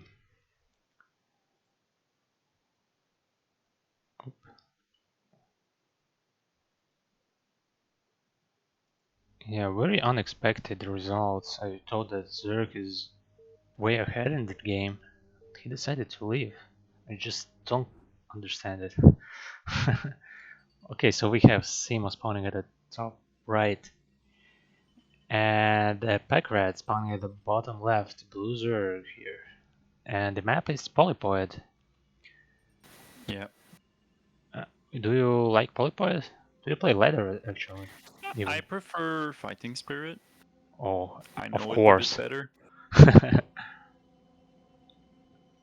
Yeah, But yeah. 10 years ago it was always fighting spirit in the ladder of Icy Cap. Even if there was some map of the week, there's always fighting spirit on. Yeah, everyone just got used to that map so much. And we doesn't see Simo placing pilot at his national, so he's gonna play from one base now. Okay, I like this. Something unusual. Let's see how it turns out. And extra drone for Zerg here. So we Yeah. won't see overpull probably, right? Yeah, and Polypoid is very similar to Fighting Spirit, just without the center double gas expansion and slightly harder to take third base since there is no And ridge between your natural and third base and breach. Polypoid Mhm. Polypoid has a bit more like high ground, low ground areas all around the map. So if you really want to, you can try and exploit that. Interesting thing we saw now from Protoss players because he did scout his 3 o'clock just to see if there is Overlord there on the way to his natural, and he sees that there's no Overlord, so there's no Zerg at the 5 o'clock main, respawn. Yeah, yeah. Yeah, great thing to just think about when you play against Zerg at this map, and in the fighting Allows him spirit as to well. You were saying? yeah, you can yeah, it allows him to save a bit of time on scouting. Yeah, so now he scouts the Zerg where he is, and he's building 2 gateways. Man, what a nasty build over here. And let's see how many zealots will he have until he sends them across the map. Okay, 6 Zerglings for the pack rat here. Oh, and 3 zealots are moving out. No gas yet for Protoss. So he will commit to his zealot attack now. And I don't think it's gonna be enough. We'll see, but I don't have a good feeling for Protoss. You don't? Yeah, because there's a lot of Zerglings, but and they're moving correctly, but he doesn't know that there is no expansion there. You know, he still doesn't know what's Protoss. He just assumes that there's gonna be Forge expand and maybe two Yeah. cannons there, but he will just now go to his natural and see that there's nothing there. Maybe he didn't scout correctly, but he will. Yeah, he sees that there's nothing there. And, okay, there's a lot of zealots, some AI builder. Mm. Okay, and Simo seems like proceeding to tech, placing cybernetic score and gas. Movement speed for Zerglings is finished, and Pekrat is just proceeding, building drones, and we will see you later soon. And Simo is kind of stuck in his main base for now. I think he can move out at any point. He's just afraid that there's too many Zerglings. Yeah, he's moving out now. The problem is he doesn't leave any zealots at his choke, and it means that there is possibility of backstabbing from Zerg at this point. Yeah, you see? These charge his Immediately tries to backstab. but nice decision by Simo. Leave some zealots just in case. Great play. I would have liked to see a pincer move, you know? When those Zergling retreated, the other group of Zealot would have been there to catch them. Would have Yeah, been a nice little pincer. it would have worked if Zerglings didn't have movement speed upgrade, and I mean they just outrun zealots, so it won't be possible. I don't think so. No. Interesting Okay. path for zealot. He maybe tried to attack that 6 o'clock expansion, And but there's nothing there. Packrat scouts that there's we're Nexus on the natural. yeah, Stargate going down. So this whole one base thing didn't really do much in the end. No, it actually is doing fine. Well, he Because has a lot of Zerg doesn't have his third hatchery anywhere around the map, you know? yeah. And The drone count is still low for exactly, since he's only on 2 hatcheries. And Protoss will have his units enhanced by leg speed. He doesn't have Forge yet, but still, he has some presence on the map, unlike when he's Forge expanding, he doesn't have enough units somewhere. But I mean, Zerg can pick off some zealots since he has speedlings and more than control group of them. Oh, and we see Spire in his natural, but he can't afford any yeah. Mutlus. Oh, you know why? 5. Because he's building 5 of the Mutlus Yeah. and 1 pair of Scourge. So when Corsair pop out, he will be killed immediately if he didn't control it. But Corsair is great enough just to scout what Zerg is doing there, because there's no other way for him to scout. Of course, there is scout to scout, you know, but it's just too expensive. He tried that last game. And he succeeded, so he won that game. Right? So, scout did his job. Someone tell that to Set Zero. Protoss won a game using Scout. He won't believe it. Yeah, just one scout was enough. Okay, so we see that those zealots moved across the map, but see the Mutalisks, and yeah, he will just lose those zealots for free, trying to Yeah. find some target to attack. But there's no expansion for Zerg, you know? It's a very smart play from Zerg, just don't build any hatcheries anywhere, and you won't Well, lose them. that's the usual like reaction if you don't see Corsairs. You should think about using air. Yeah, but even if you see mass zealots as he did, he just decided why not to build some Mutalisks. He doesn't have anti-air. And from what you told me, those Mutalisks are good until Zealots get leg speed Yeah, but and it's then it's completely dodgy. different story this game, Yeah.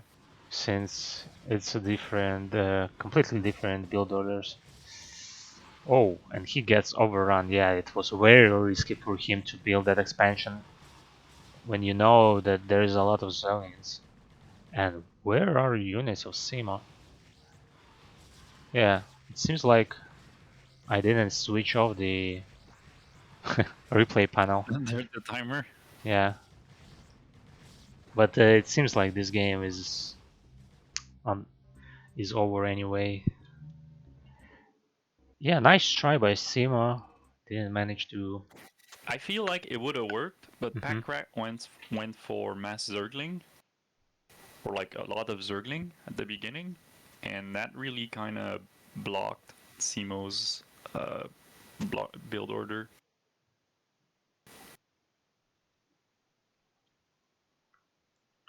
Yeah, but With the he could have with the built more Zerglings anyway. So Simo didn't. He just needed to build leg speed anyway, and to expand, maybe build some wall there. And he lost those zealots for free in the middle of the map that could have helped him to fend off this counterattack by Packrat. yeah, the key here was to use those zealots before the Mutalisk were done, I think. Yeah, but he couldn't know that there were Mutalisks on the way. You can join the game. I just wanted to change. Yeah, you can't know that there's gonna be Mutalisks, but usually you're supposed to expect it. If you don't make Corsair, the usual answer is Mutalisk. So you're saying like, oh, Corsair's job is to scout and then destroy Overlord, but I think Corsair's job is also to scare the Mutalisk from happening. Yeah, that as well. But he needed to build more Corsairs, or maybe even put some attack upgrade for them. And he wasn't prepared for mass Zerglings at his natural. Yeah, yeah. If it would have been only Mutalisk, it would have been fine. But this case, when there's ground units and air units, it's just hard, especially when you lost all of your zealots for free. Yeah, very nice transition to Mutalisk there. Simo wasn't prepared, and he just decides to build his usual stuff. Yeah, no point in trying another 2 gate since it didn't work out well for him. Yeah. And I mean, we know, he won the first game, but Mm-hmm. it wasn't like a decisive victory on the first game. So Simo's probably a bit shaky here, having, yeah, lost the second game. He won the first game, but really, Yeah, it didn't wasn't. really win the fight on the first game. Um, It was some free giveaway, you know. for Zerg. Yeah. And there is a lot of premature GG at the CPL this week. I saw it set zero casting, and there was, who was it? Was it Nightcat or Kimura who GG'd prematurely? It felt like, yeah, there was Terran players, but this time it was very unusual for Zerg to do that. Yeah, and my advice for lower tiers or more beginners is don't give up. If you're playing more beginner level, just don't give up. Just keep fighting because mistakes are gonna happen. Yeah, it doesn't make you lose the game when you just lose some drones or probes. Oh, he was trying to cannon rush Zerg, but he did see it with Overlord, so it failed miserably here. Yeah. Yeah. Yeah, I wasn't. I was like, what is this? Is it like some sort of inverted manner pylon? What? Like, Ah, no, okay. you It didn't was get it. just, Yeah, it was cannon rushing. Since he does have Forge, why not try that? But it's very hard to make, realize this thing since Zerg just always sends second Overlord at his natural. And he always sees what's around the hatchery which is being built.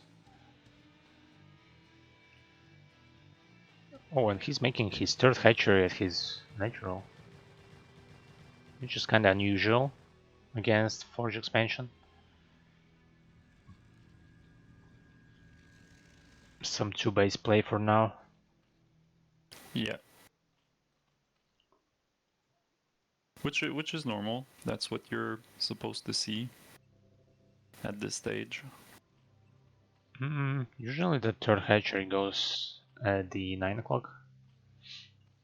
Oh, I thought you meant Forge expand.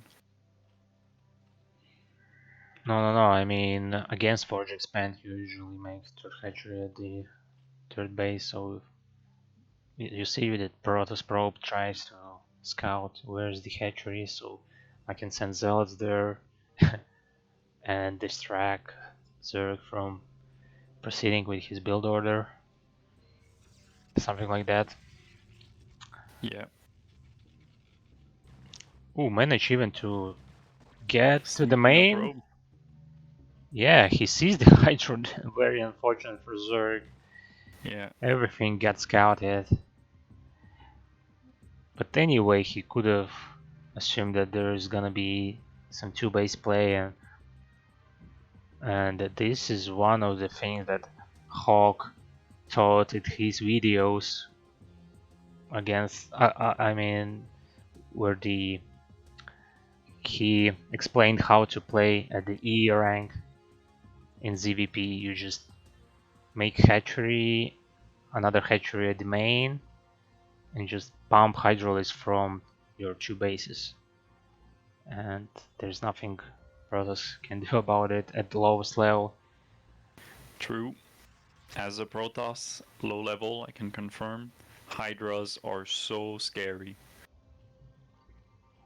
Yeah, with this build order, Protoss is not can be prepared against Hydra. The only way he can defend, I mean, at this point, is cannons. But even cannons can't save his forge and gateway, since Hydralisks are outranging cannons, you know. Yeah, but he's okay for now. There's not like a big buildup of Hydras. Though those Hydras are having good range on the gateway. And he doesn't have any gateway. Okay, he's building some at his main, but if he kills this gateway, he can't produce any more units, and Templar Archives are just now started building fifth and sixth cannon at his natural. 7 is on the way, and the 8 and 9. Okay, Oof. so he's preparing, yeah, for this bust. But Zerg can just switch the gear and expand and make Mutalisks maybe, but it doesn't seems like he can, like he's planning to do so. Yeah, I was expecting Zerg to maybe try and push in the cannons or something. But I guess he bought himself time. Oh no, Yeah, he's he going in. doesn't have enough, but now maybe he does. Oh no, he doesn't. There is just 9 cannons there. Oh, Yeah, should have just give up on this plan of him. Maybe just play Slayer. Yeah, still. Oh, he didn't have Hydralisk range. What a crucial mistake there. that's what went on. Yeah. Yeah, I didn't see that he was building the Hydralisk range upgrade, so I That assume that I missed range, it. it's gonna be too late to get to attack the forge. I think Yeah, he won't be able to block the upgrade. yeah, no, he can't block it, can't deny the upgrade, but I mean, it is too late now for him since he lost a lot of Hydralisks. But from the others, on the other side, Steam are building cannons, so it's kind of evening out. Like, And Storm is about to be ready. mm-hmm. Leg speed going down. He gonna cast the Psionic Storm from the high ground. Interesting. If he's gonna shoot that forge, he needs to do it now. Yeah. Range just finished, but Yeah, kill that cannon and now you can outrange it. Oh, losing some Hydra. Never mind. Great reaction time. yeah. Going for the forge. He has the time. And the forge goes down just before the end of the upgrade. Oh, trying to clear those photon cannon field. Losing a lot of units. I don't think it is worth it. Yeah, just lose the game. Yeah. Wow. Just got tilted that he didn't get the range upgrade in time. I'm a bit surprised by that. I don't think Protoss was like assured to win. It was just a bunch of cannons. There wasn't really an army. Yeah, but Zerg was all in and he didn't get his layer up, he didn't get expansion. He could have tried to make that happen anyway, but he just didn't feel like it, you know? Yeah. When you want to all in, then you just leave the game when you fail. Oh, yeah. Chat is saying the drone count was low and everything. Yeah. Yeah, of course. He was building only hydraulics all the time. But you know, I'm gonna repeat what I said before. Uh, maybe let you create the game. Tell me when it's up. It is up. I'm not seeing it yet. Okay. So I'm gonna repeat this again because it happens way more often than we think. And I get it, you know, Zerg didn't have a lot of drones, Protoss had Storm, all of that. But you know, a critical mistake is like, say you're Protoss and you're moving in and you have a bunch of, you know, you have everything. You have Zealots, you have Dragoons, you have Templars. In theory, you should win, right?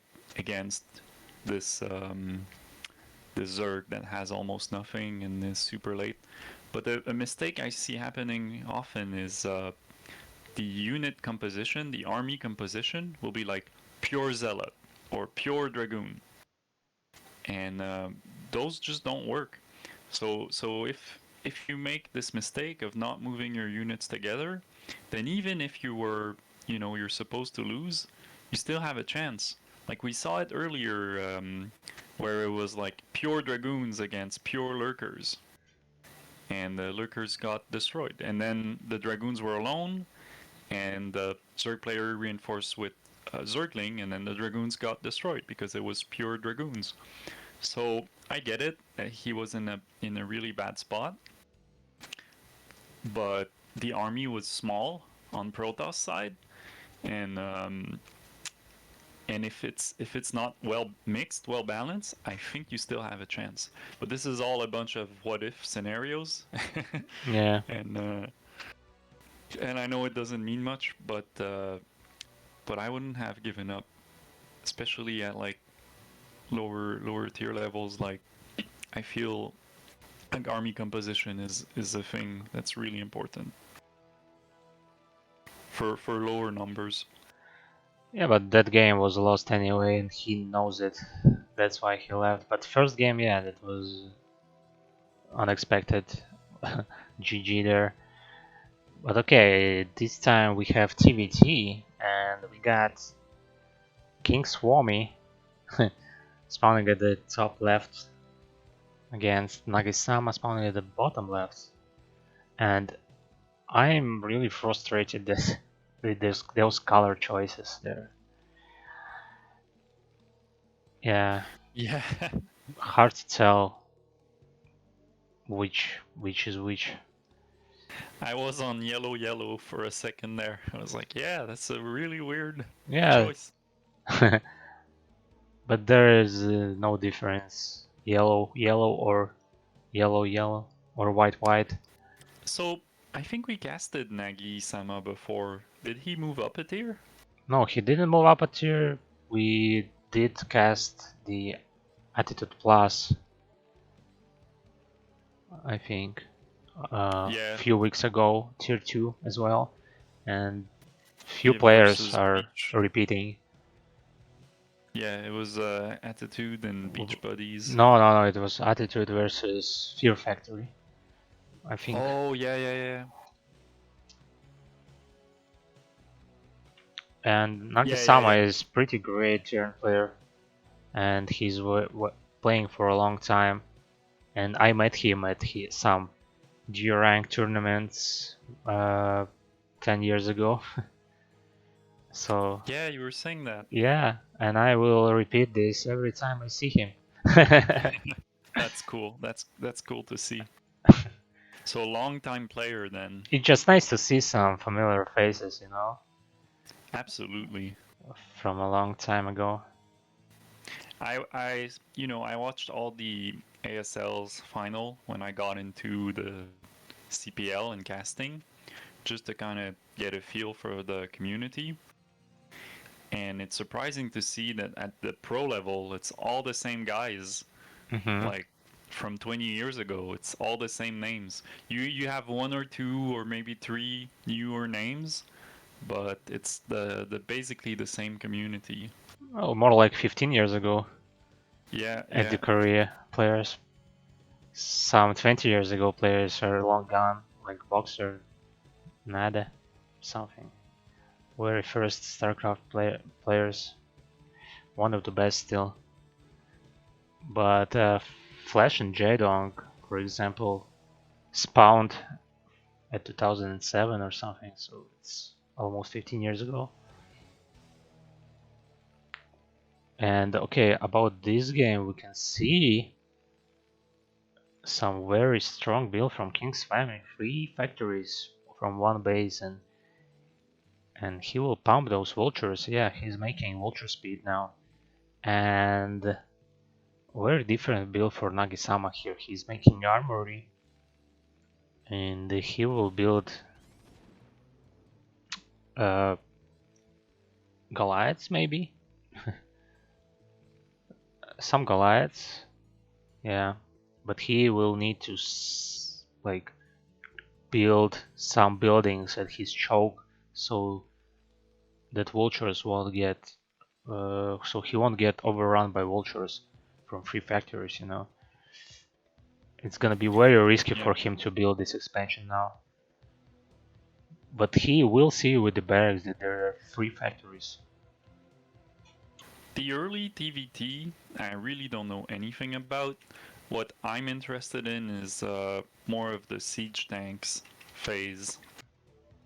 And last time we casted together, there was some TVT, but there wasn't a lot of siege tank maneuvers all that much. I remember a game with Nightcat that was pretty fun to watch. Lots of siege tank moving around. Okay, so he sees that vultures are moving out, and he's pulling all of his units up the ramp so that the vultures won't run by. Yeah, very bad situation now for Nagisama. That is so many vultures. Imagine if those vultures had mines. He could have just placed mines to the natural, and this base would have been denied for like billion years. And the Nagisama doesn't get siege mode. Yeah, that Just natural's gonna go down. yeah, if only he could have finished it, he could have lifted. And those vultures are good enough against Goliaths, but still, yeah, there's 2 Goliaths. If there was only 1 Goliath, then he could have maybe focused it down. You know what? Maybe he will manage to defend. No, there's more reinforcements. Yeah, he needed the mines. The mines are pretty late. So if he minded the exit from the main base of from Nagisama, then those Goliaths would have blown up. Yeah. So it's going to be a successful defense from Nagisama, I feel like, for now. Yeah, and King Swami decided just to proceed with expanding himself. Oh, trying to surround Goliaths with mines, but Nagasama need to focus down the mines, losing some Goliath and this one with 1 HP left. And more vultures are coming in. I think he was trying to prevent them from going up the ramp as well. Yeah, he was trying it, but the best decision there was to focus down the mines. When there are a lot of vultures, Goliaths just triggered by vultures and not killing mines, Yeah. which is the primary target for them. But anyway, Nagisama does have attack upgrade for his mech units, which will come in handy when the fight will start. And now the whole vulture attack thing is losing steam. Yeah, he needs to transition to siege tanks, which he does. He needs to build second, what do you call it, machine shop? Yeah. At least second, maybe even third, and then build a lot of siege tanks, add more factories, since you do have expansion now. But King's Farm are lacking some SCV. Worker count is very low in comparison to Nagisama's. Yeah, King has a siege almost done. I feel like Nagisama's main is undersaturated with only 8 SCVs at his mineral line. Yeah, I saw the SCV movement transfer. He sent a bunch to the natural. Like control group, yeah. Yeah, this is usual problem. Yeah, he transfers some SCVs back to his main, which is great play by him. Now the bases are saturated. And yeah, it's great advantage now for Nagasama since he does have attack upgrade and he will have armor upgrade soon. But no siege mode yet. Oh no, yeah, he does have it. Yeah, he was attacking mines with siege tank. Anyway, there is some kind of contain here going on from King Swami. 2 siege tanks and 5 vultures. But Yeah, Nagisama and a doesn't bunch of need to mines. move out yet. And even if he wants to, there's a way. There is this ramp that is not blocked yet. Yeah, on the right side. Yeah. And it's also high ground, so you can use that to your advantage to have some sort of fights. Yeah, usually on this map, I get contained exactly at this mineral only high ground, you know. And Yeah, I actually remembered that happening to you. oh, I mean in TVT, but even in TVZ, it's kind of the same. Uh, King Swami tries to expand at the top right corner. Send the I'm a bit ACV there. I'm a bit confused with the colors here. Whose barracks and Goliaths are these? It was King Swami barrack scouting there, and Oh, okay, okay.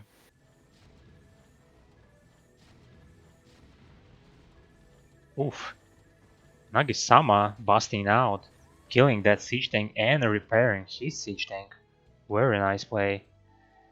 Yeah, using the engineering bay to get vision, right? Yeah, so he has advantage in the like siege tank attack. You know, he attacks faster, so he managed to kill the siege tank of his opponent faster. Whew. Yeah, and I was looking Yes. to make sure they had scans available to see those mines, and scans are available. Yeah, and there's gonna be this scanning sound whole game. Yeah, yeah. We will hear it from Okay, so he sees now, the here, and then. mines. Yeah, but there is just so few mines here. And he can just A move. That's what I'm waiting to happen. Yeah, he can actually bust here very easily. Some siege tank moving at the ramp here, trying to kind of contain, but it feels really weak. Oh, siege tanks moving further. Yeah, losing Yeah, one siege tank, very unfortunate. Oh, yeah, I I feel feel like you like should do some Nagisama can just unsiege those siege tanks and move forward. should do something with the Goliaths. Those Goliaths took some free hits. Just lost a few of them for free.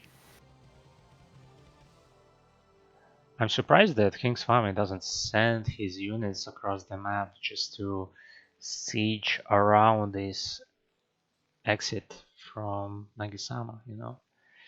Those free siege tanks could have secured that position for him.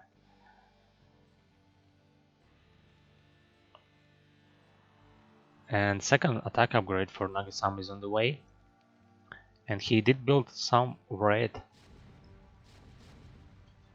but there are Goliaths, so those raids won't help him this much. Yeah, King's family knows that he can't hold the Nagisama anymore, so unsieged his siege tank and just pulls back. And I just noticed Nagi-sama has this vertical line of like mines and unit in the middle of the map. So anything trying to go left or right will get spotted or blown up by mines. So, it's a way to kind of get the game to only happen on the left side. Yeah, this is very, strategic thinking that TVT makes you do. If you wanna be successful in TVT, you need to think at this. But I mean, it's common in TVP as well, but Protoss are just moving everywhere and they are uh, clearing those mines anyway. Yeah, a lot faster. Yeah, they just see everything with those observers, and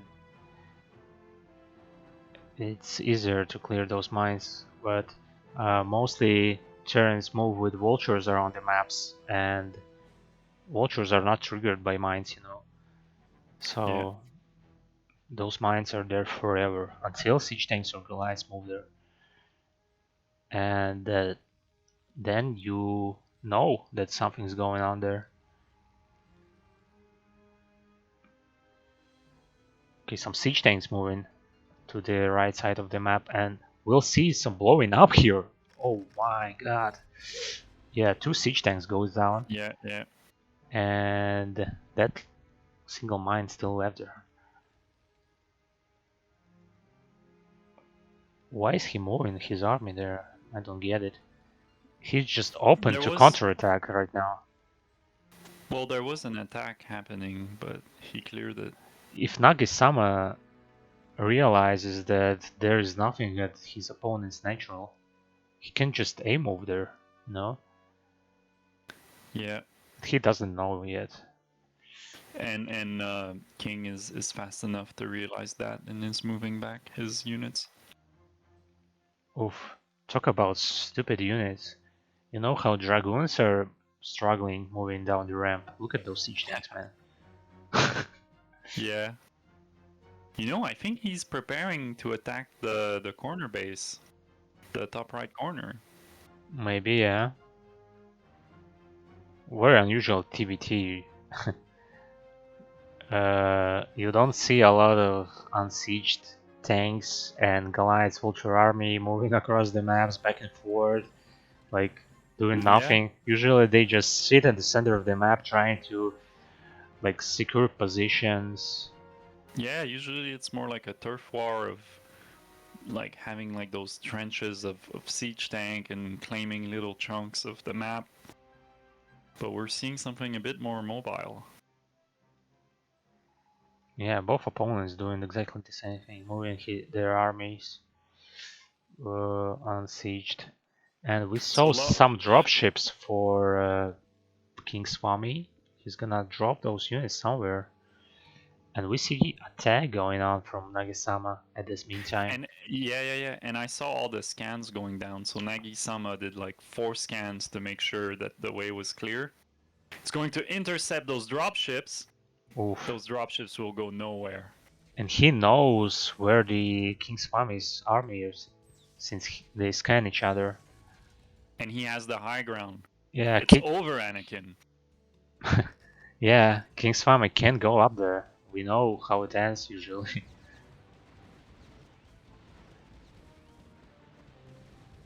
It's gonna change his mind and push down instead.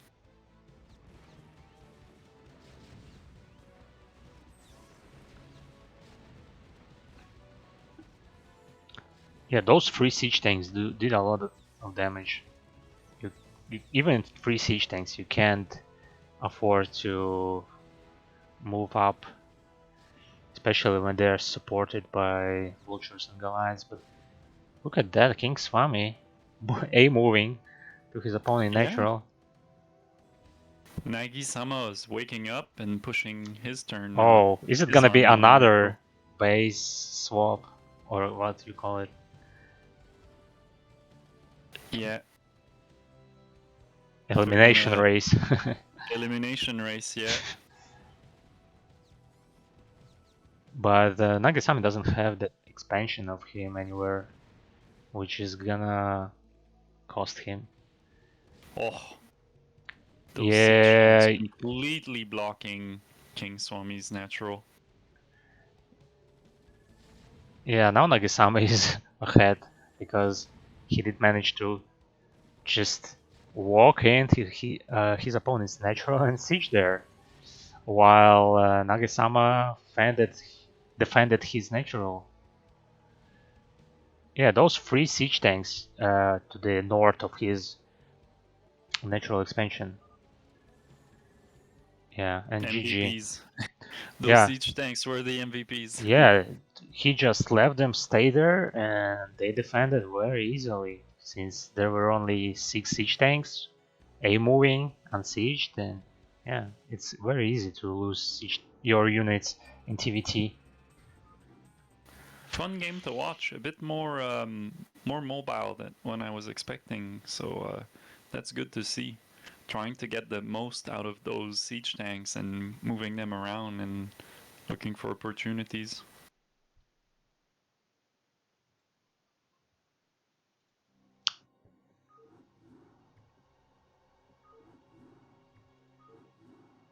Okay, you can join for game number 2.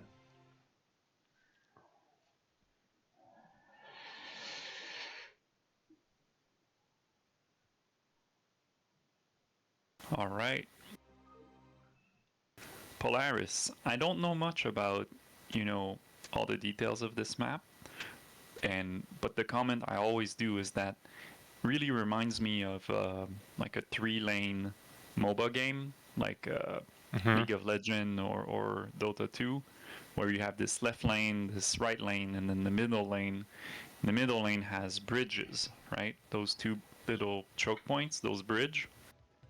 Right. And I like that. I like the idea of having like 3 lanes on the map, and the kind of plays that this can enable. But in the TVT, I don't think it's all that important, especially when it comes down to like siege tanks everywhere. They don't really care about lanes. I don't think like it's that big of a deal. Yeah, interesting how TVT plays on this map. I never actually played or saw someone playing, because they're just so narrow paths everywhere. It's not like uh, what was the previous map? Polypoid.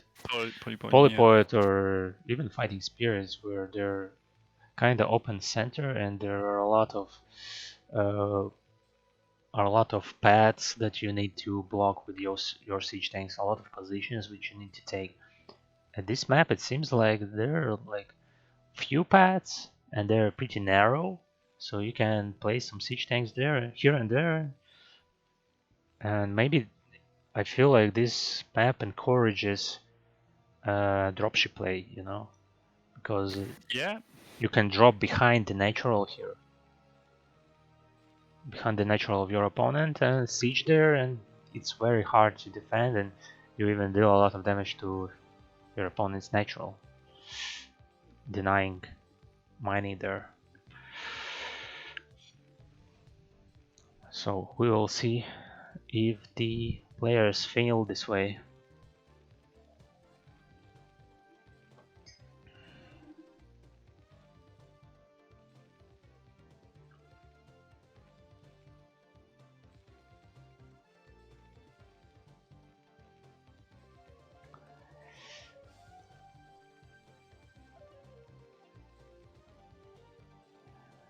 hey, can you give me a minute? I'll start another coffee Sure. while we're still in the early game. Yeah, exactly. There is no way something happens this early. I don't have a cat to feed, but I do need this coffee to wake up. Yeah, do that now. And we see Nagasama pulling SCVs out of gas mining, so it means, oh, what an unfortunate position for supply depot. Nowadays, SCV is blocked there forever, so that's another reason to build dropships as soon as possible. And he just gonna sacrifice that SCV to free up the supply. Something unusual happening there. And oh, even though he pulled his SCVs out, still mining with only 2, he decided to make second factory before command center. Interesting resource management here. But anyway, 3 workers here, command center, and only 1 factory.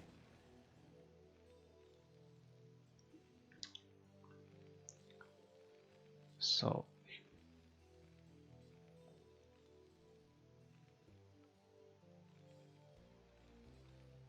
So when we don't see the like complete mirror, I mean opponents mirroring each other builds, the games tend to be pretty interesting. And this time we see that he's just pumping vultures outside factories without machine shops. So no upgrades gonna be early. Okay, we see two marines, two vultures, again the same army composition here. And there's gonna be upgrades coming up for King Swami, which gonna give him advantage in the long term, but now he's just pumping from one factory against two. Oh, and he can't afford to lose those vultures here for free. Yeah, 3 vultures are still alive, and it takes 8 shots to kill, so when there's gonna be 4 vultures, they're gonna 2-shot your opponent's vultures. So Nagasama just, yeah, killing a lot of SCVs, and we see that King Swami decided to make siege tank. Oh, you don't do that when you make vulture speed upgrade. You just need only vultures, vultures, vultures. That's it.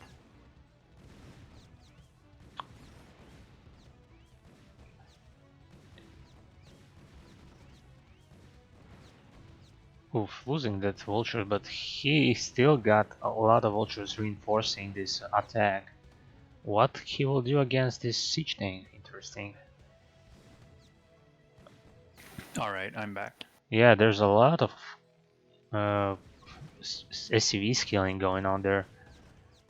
Oh, really? Yeah, Nagasama just went 2 factory and mass vulture from both of them without adding machine shops, and just overran his opponent's vulture and killed a bunch of SCVs. Siege tank being researched by King. Mm-hmm. Does Nagy have a siege tank? No, he didn't get machine shops until now. Oh yeah, and just getting his natural just now. Yeah, but he did a lot of damage. I think it was enough. Because as you see, Kinsame only has 17 SCVs against 24. Yeah. And he didn't transfer SCVs to his natural. So now Nagisama's economy will kick off, and Yeah, he bought himself time to grow. yeah, exactly. And now he will probably build siege tanks or start to build siege tanks. Now he will get mines and maybe start vulture speed upgrade. He saw that there's nothing at his opponent's main, like raids or something. Oh, and he will lose those siege tanks to mines. No? Oh, not even Almost. almost. And why is he moving out? There's no need to do that. That mine clearing is pretty good though. Yeah, Terrans are good at this. They don't need to like open their hole to shoot like dragoons. They just Yeah. aim They and just shoot. shoot immediately.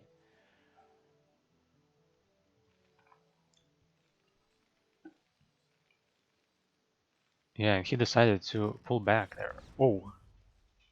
Nope, no damage. Wow. Only Terran can counter the mines. That good, yeah.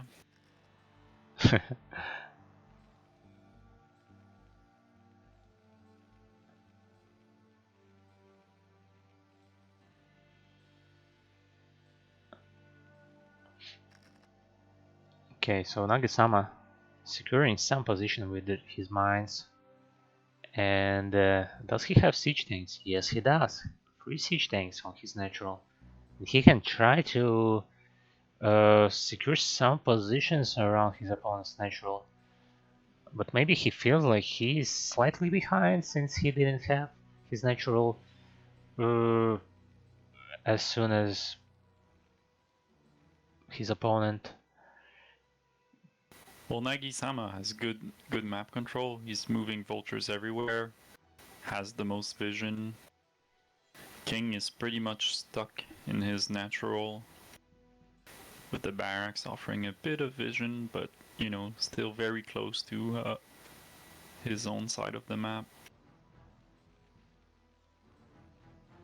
Yeah, Don't great really play. know what the vultures are looking for. Are they looking to expand? Are they looking for other bases or They're something? looking for opponent's vultures. You know, when you send SCV or some worker to expand, you need to send your fighting units first, just to clear something disrupting uh, your expansion. You know, Yeah, some and vultures maybe they're.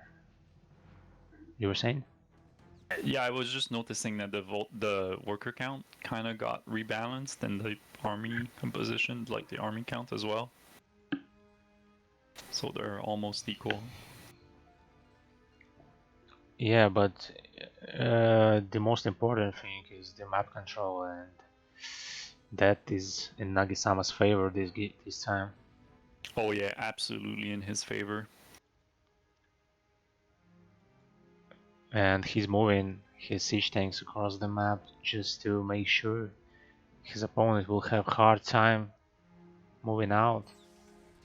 Yeah, it's always who is the first player to contain your opponent, and it seems like Nagasama is always ahead.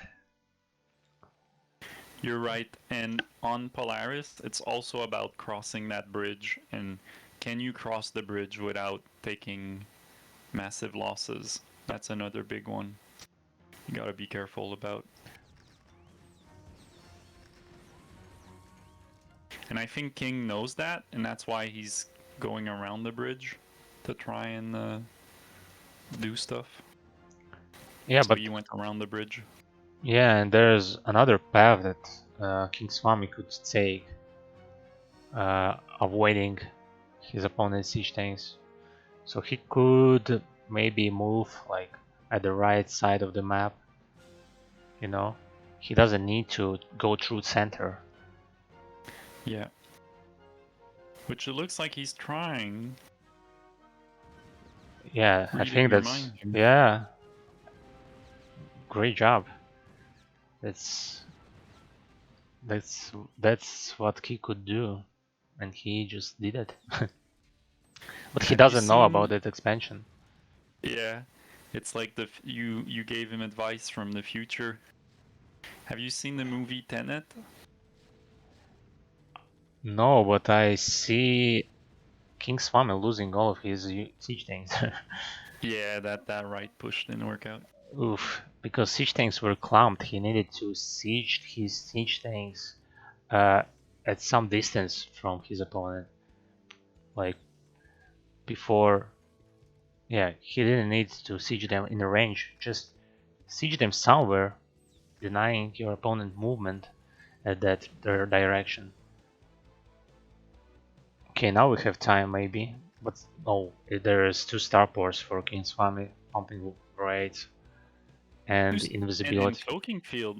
Yeah, so there's gonna be cloaked raids somewhere. Maybe they are already somewhere, no?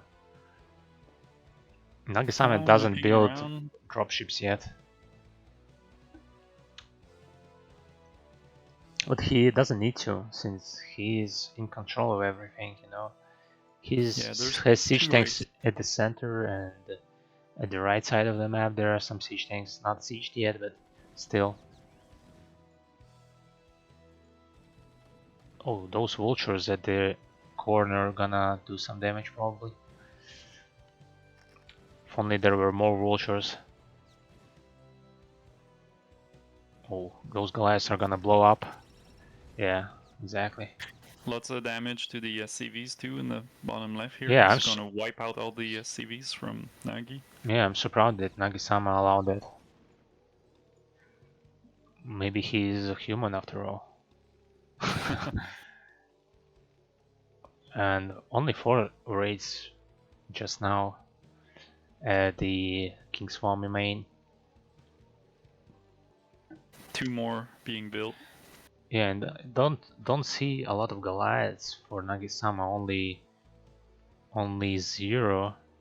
I remember 2 of the Goliaths that blowed up. So he didn't build anymore, and he doesn't have turrets anywhere. I feel like 6 raid is a lot. It's a lot of raids. It means you're really expecting to fight siege tanks, right? With that many raids?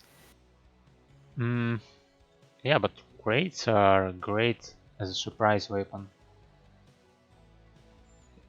I'm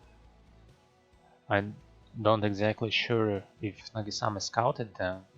I assume not, because he doesn't build Goliaths yet. Yeah, he building siege tanks and vultures. So if there's gonna be control group of raids, they can kill siege tanks pretty fast, and there are not gonna be any retaliation from Nagasama's point. From Nagasama's side, I mean. Yeah, we got 8 raids going up. Nagasama scouting everywhere. Doesn't see raids yet. There it goes, first tank kill. Oh, they're cloaked, so I didn't see them. Yeah, yeah. They shot 3 tanks and a vulture. So that's 8 raids. Just completely wiped the floor. Yeah, but Goliaths are great against raids. But they don't have range yet. Yeah, Nagasama desperately needs missile turrets anywhere. Yeah, denying those missile turrets there, killing SCVs. Denying the Goliath. So now he has a good control over the 3 o'clock base. He can do whatever he wants there. Yeah, but Nagasama's still ahead because he did get the corner base very early. He's doing a counterattack with the vultures in the top right. He's gonna be able to get that corner base off of King. Yeah, you see how terrible raids are. Jesus. Well, once they're scanned, yeah, paper planes, right? Yeah. Just few Goliaths are enough to kill everything. They're just so weak against ground units. Nagasama denying corner base of King Swami. And Nagasama is gonna rampage there at the 12 o'clock. If he sends those vultures in. Oh, very frustrating from King Swami's side. You know? If only he had some units there, it would have been much harder for Nagasama to harass there. That's 2 base now. He took the 12 o'clock and the corner base.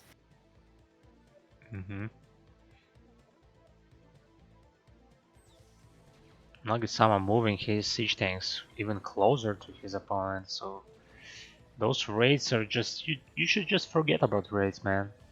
Yeah, it won't work anymore.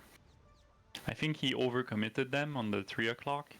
Could have used them to like clean more siege tanks maybe before all the Goliaths came out. But hey, how, it's hard to... We have full map view and they don't, so they have to go with what they see.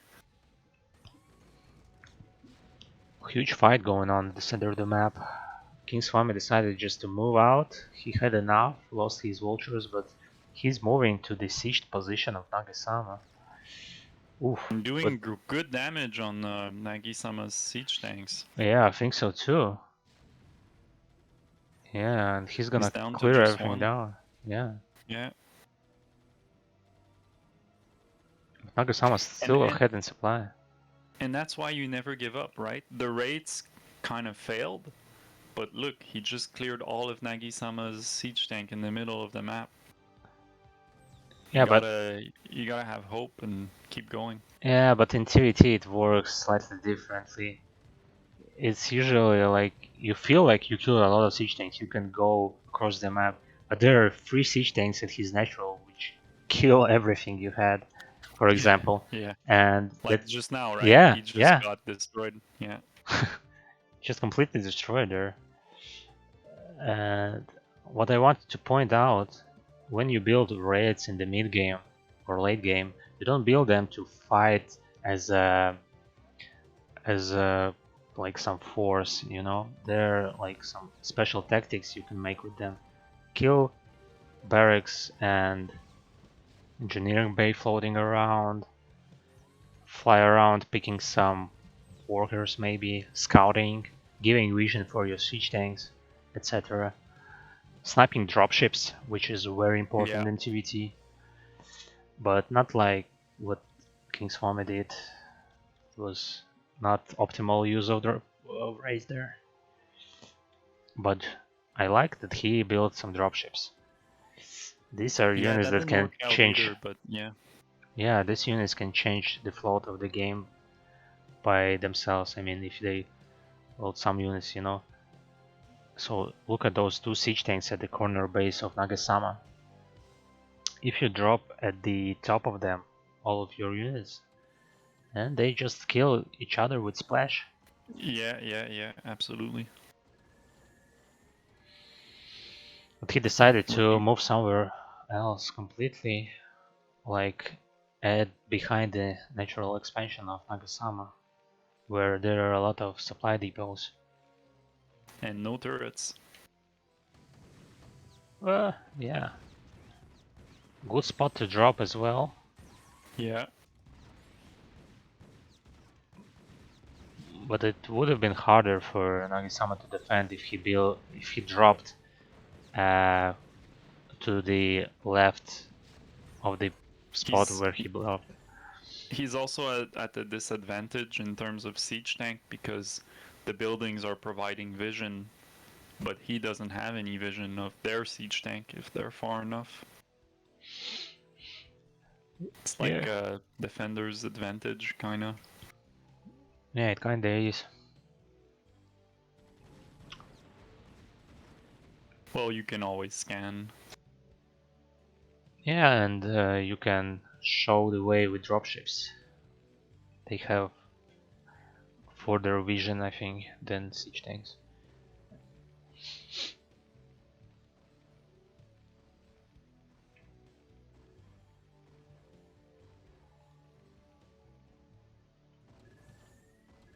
Yeah, I think that Nagasama has this. The game went uh, very badly for King Swami here.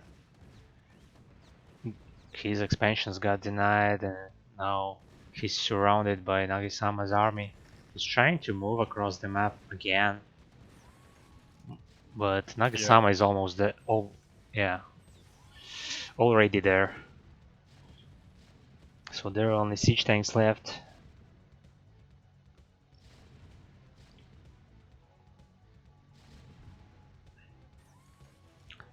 What is he trying to do with those siege tanks? I'm not exactly sure. It would have been uh, important for Ooh. him to build that 9 o'clock, secure that 9 o'clock base. But he's just trying to move somewhere. Yeah. I mean, it's all he has left, pretty much. Well, no, there's still vultures. Yeah, that's a bit of a bold move here to move those siege tanks around. Yeah, it's not how TVT is played, and there's a reason for that. He doesn't have vision at all, right, compared to Nagi, so he doesn't know what's all around the map. Yeah, but he has comsat stations, kinda.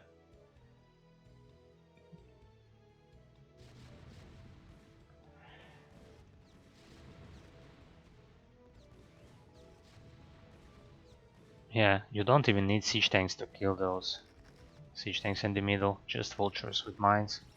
Boom. And it worked, yeah. Yeah. Great example.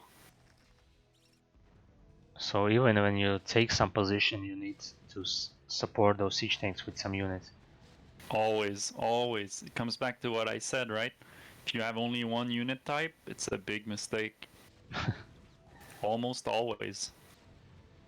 Yeah, those units complete each other. King Swami doesn't have any mining gear left, so he will just tap out soon. He tried some stuff with the dropships, but had to use them in the fight, and they went down. There goes GG. Okay, so Nagisama secured the victory for Attitude Plus. So it's gonna be 2-2.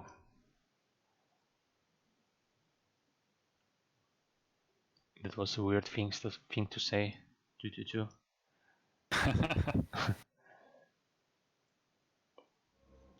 Okay, and the last match for today is gonna be another TVZ.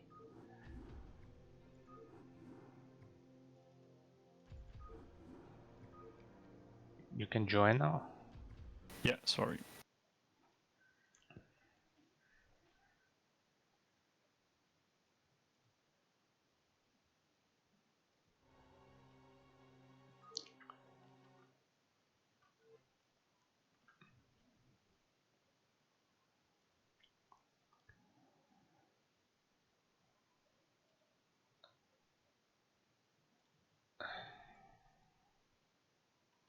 We're going to finish off the series today's week with a TVZ. Excellent. And it's gonna be Taranak, turn player. From which team? From Attitude Plus, spawning at the top left. Yep. Against Type 100, the Green Zerg here. It's a funny name, Taranak. It's one letter away from a very, very curse word in French. Really? Yeah. May I ask what it is? So in my culture, and this is a bit not unique but different from some language. So in English, most curse words are sexual in nature, and Okay. where I'm from, most curse words are religious in nature. Oh. And Like what? well, what do they any reference to? any like religious objects that is used in the Catholic Church is also used as curse word in French. Sounds really weird. Yeah. I just can't imagine something like that being defined as a curse word, you know? Is it like considered, I don't know, taboo for children to say those words or swear like that? Absolutely. Yeah? Absolutely. Okay. Yeah. But can they like say that they use these words in another context, like some religious way, just to make sure they won't be punished for saying that? I mean, you can, right? But it's so rare that you're gonna name these Catholic objects by their name because it's so rare to use. I mean, unless you work in a church and you handle those objects all the time, then I guess you're gonna name them. But in day-to-day speech, there's like really very, very rare occasion to use those words. So yeah, they're yeah, it's a different thing. It's not the curse words are not sexual at all. Okay. Very unusual thing to discuss while streaming StarCraft, but okay. Well, it's all about the name choice. You gotta talk about something during this early game, right? Yeah, I appreciate that you find something to talk about. But I saw that turn. I wanted to point out is making Rex expand, and he even skipped the Marines. We'll see what Zergen's response gonna be for that. Now Turn is building Marines and adding second barracks. I would expect him to build bunker as his natural, just in case there are gonna be more Zerglings. I'm also seeing that he's not really blocking the ramp. His natural is open. Was he able to scan to like scout and figure out that it was safe to not have anything Well, he's to block the scouting ramp? right now. He's still scouting, and he sees that there's only 4 Zerglings. You know? So there Yeah. is no need to block the ramp. Maybe even no reason to build the bunker yet. He sees the spire, he sees that there are drones spawning from the X, and yeah, that's enough information he needs to just skip some defensive things. Yeah, he did a great job scouting with that SCV, keeping it Scouting. alive. Yeah. Good job. Oh, that Overlord is in a very risky position. Yeah, he's too close. I think it's dead. Yeah, that's not fat cliff enough for Overlord to hang there. Where do you put Overlord in this map? Maybe slightly to the north from that position where he loses it. Isn't there like space between the lanes in the center? Not really. It's just high ground and low ground. Yeah. And very crucial moving out from long turn with the first medics, and those medics are before Mutalisks. Yeah. Yeah. So that move out, and he even steamed just to be on time to snipe that hatchery before Mutalisks are out. To Yeah, that's a good move, I think. Great yeah, play. and I don't like this map for Zerg. It's really at this point, where do you put your church base? You know, this Yeah. corner base is very open because usually what you do as a Zerg to secure that base is you make some lurkers and put them at the choke, and then those Marines are having hard time pushing there. But that corner base have too many entrances. We're Terranak, seeing the mutas. Terranak just scanning some bases just to see if maybe he expanded somewhere else. The mutas are out now. It's gonna be the revenge of the Zerg.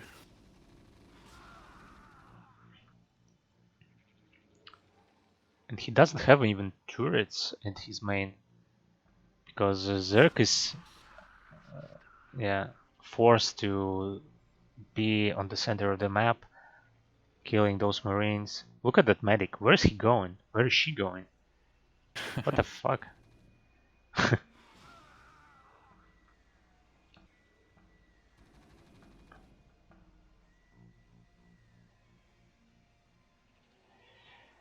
Yeah. Uh, Interesting scan for Terran, scouting his own corner base just in case Zerg put his hatchery there. But now he sees that Type 100 rebuilding that hatchery and the double gas expansion. Wolf trying to pick off Medic but didn't succeed. 9 Mutalis are really like strong force.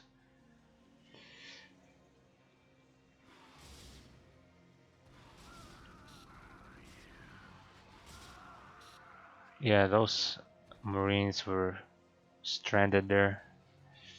Yeah. On Still on only 2 Yeah, medics. exactly what I was trying to say. Only 2 medics, man. Oof. And those gonna be cleared now? trying Yeah, they're in a to... bad spot, bad angle. Yeah, now without medics, those Marines, look how low HP they are. Trying to micro, but maybe the game is laggy or something, I don't know. But losing a lot of Mutalisks and 2 more medics are on the way. Yeah, at least It's he too killed late. that force. Oof, being all over eager there. Trying to kill more units, but... Okay, we see Crazy Zerg here again. I was gonna say you really got to do the most of what you can with those Mutalisks because they're very very strong at this stage of the game, but they won't be strong forever. So you know, I can see a more aggressive playstyle working out good, even if you do lose some Mutalisk. You want to use them as much as you can. Yeah, because you don't have lurkers when you're doing this strategy. And lurkers are the thing that holding off Terran, you know, Bioforce. But now it's gonna be only Mutalisk for some time. Oof, losing all of his Muta now. But he did manage to secure the corner base for some time.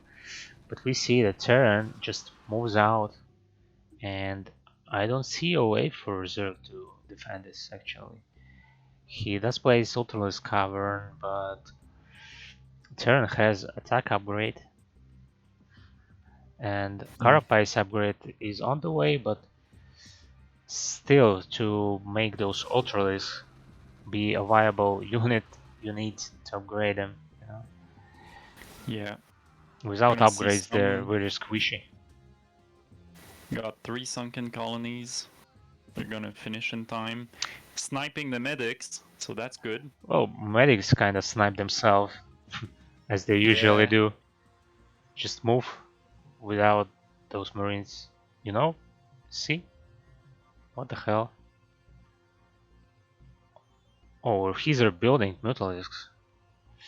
I don't know. Okay, he still has 8 Mutalisks and he's rebuilding 3. So he will have 11? Which is yeah, enough for him to, like, being at the top, productive. yeah, and it's still working. The Mutalisk against Marine still working out for now. And But Terran is doing, yeah, irradiate, irradiate. and before science vessels are out, he built 2 dropships. And 2 dropships is exactly what you need against Zerg. Oh, pulling them back just to kill that overlord, like, so those dropships won't be spotted. And he will drop the main, I think. Yeah, great decision. But losing his force at the corner base there. There's something I love about Marines in dropships. I feel like it represents, you know, sci-fi games so much. This whole what is this movie called? The Terrans versus the Bugs. Starship Troopers.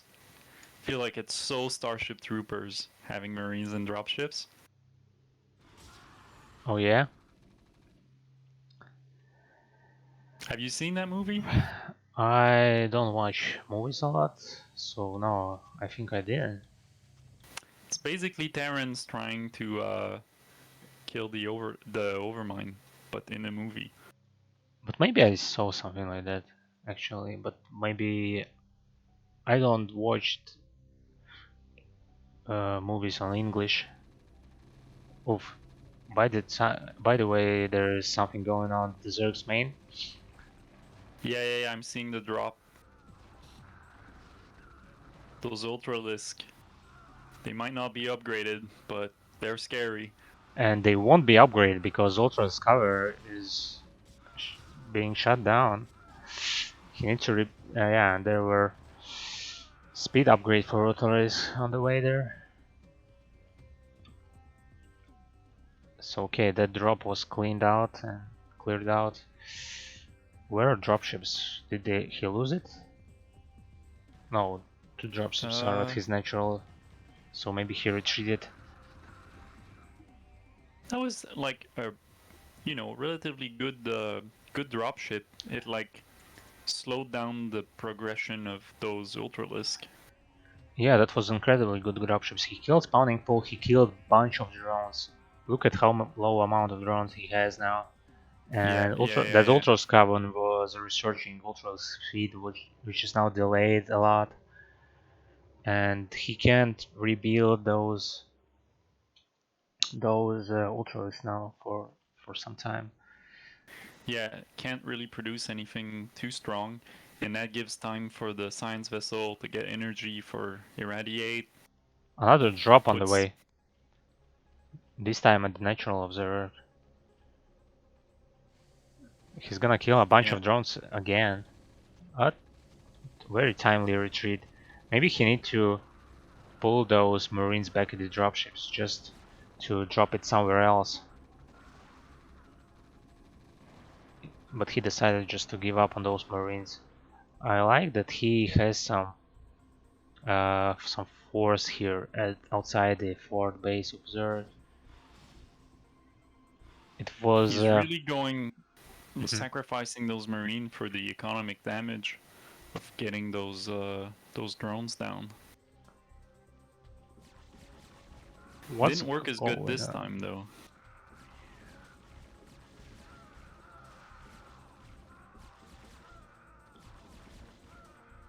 Some interesting decision was there from Terran, just moving to the corner base of Zerg and sniping some drones while being attacked by those Sankans. Are you seeing this Nidus Canal in the front Yeah, I was of the corner base? seeing it for a while. That's dangerous, no? Why? Well, I'm not sure, but I saw a game where the opponent used the canal that was placed in the front line, just got inside and just arrived at the main base and was able to freely kill everything. Is it just a ZVZ thing, or can Terran also use it? Terran can use Nidus Canal? That's what I'm asking. I'm not sure. Can they? Zergs can't too. You can use your own Nidus Canal, that's it.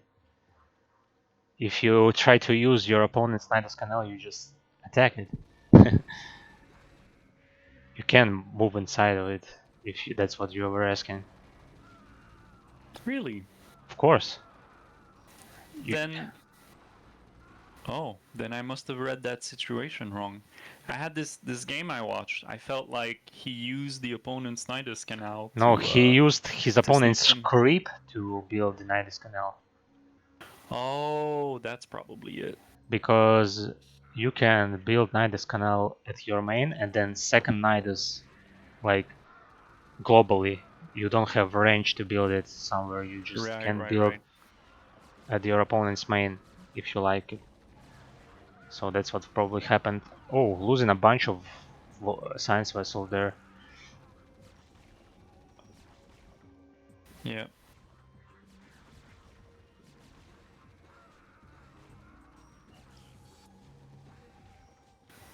Defense matrix on the medic. Maybe he misclicked. Because medic is not a target for Ultras, you know? Ultra is just attacking Marines, and it seems like small force of Terran, which is left now. Okay, now it's get Yeah, there's cleared. reinforcements on the way though. Ooh, Two a waves. lot of Marines there. Holy Yeah. shit. Yeah, where Good irradiate on the ultralisk. That's gr gonna great macro from a Terran player here. absolutely, yeah. Yeah, it's fantastic. He doesn't have a lot of units, a lot of minerals banked. 9 barracks are producing Marines. So he doesn't. It seems like he doesn't have problems dealing with those ultra risks now,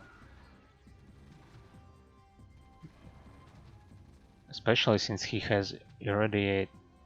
He will try to erase. Yeah, you see him irradiating his own vessels. Zone drop. Yeah.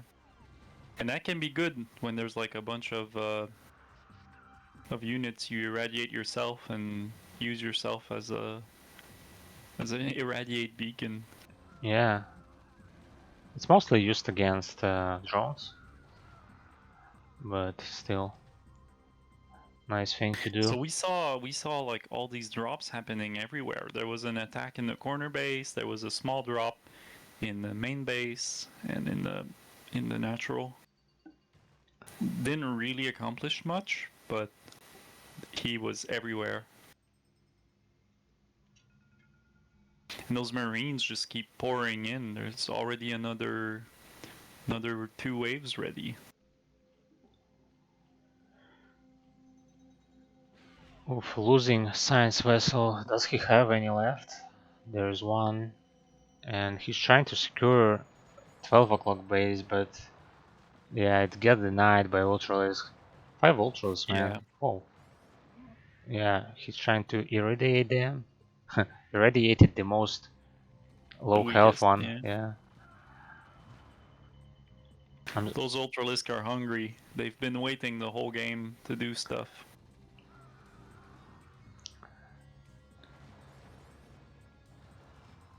It's going to be yeah, their time. I think that Turn should have focused on denying that corner base, since it gives Zerg crucial 4 guesses for some time. Oh, maybe that was premature GG actually, because I don't know, Zerg is almost mined out, but he felt like he can't secure another base. So yeah, it's maybe it was an Yeah. unwinnable game for him from now on. Well, yeah. He had a lot of Ultralisk, and there was more coming from the corner base. And if you feel like you can't crush the Ultralisk, I guess it's hard on your head when you see so many Ultralisk and you don't really have anything to wipe them. But he did a great job killing those Ultralisk, had narrow chokes. Yeah, absolutely. Felt like he's doing some great stuff, but didn't work out.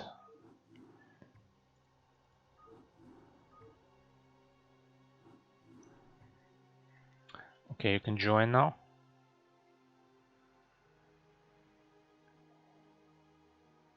Chat is appreciating that last game. Yeah, great It was macro from turn player actually. I was surprised to see that.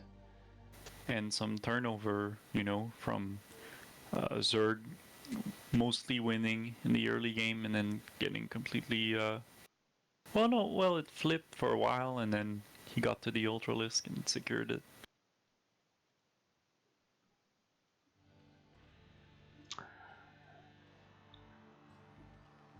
Yeah, so it's polypoid now again. Yeah, everything's correct now. Okay, exciting game we saw earlier. Yeah, that was fun. It was actually we had another TVZ today earlier and against Lightswarm, I think. Who was it?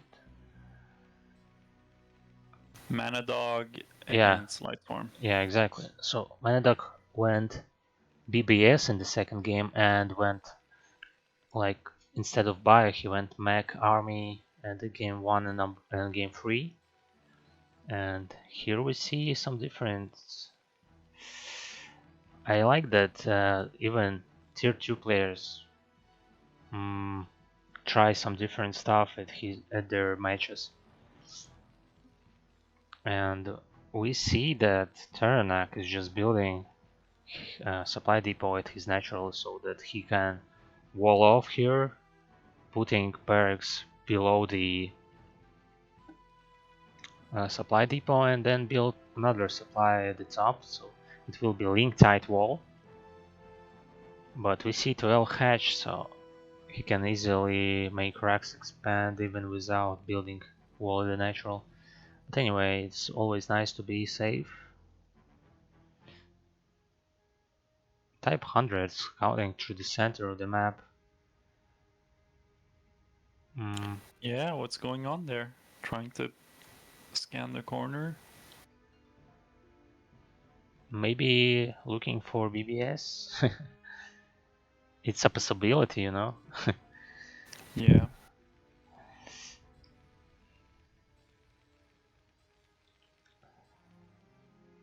I hate it when I scan the far side and the opponent's not there. Yeah, Yeah, I feel like I'm losing time and I don't like it. it usually is a lost time because imagine if Zerg just went to the top left corner after he scouted across, then he will have to move diagonally again for the second Yeah. time. But yeah, he managed to scout that Terran is at the bottom right, doing walling off and building expansion. So we'll see what the transition's gonna be for Terran now. 2 hatchery play for Zerg. Terran scouts it. Yeah. Lair. Second barrack for Terran, so it's gonna be bio again. Okay, that's fine. I can live with that. But I mean, it's not about me, right?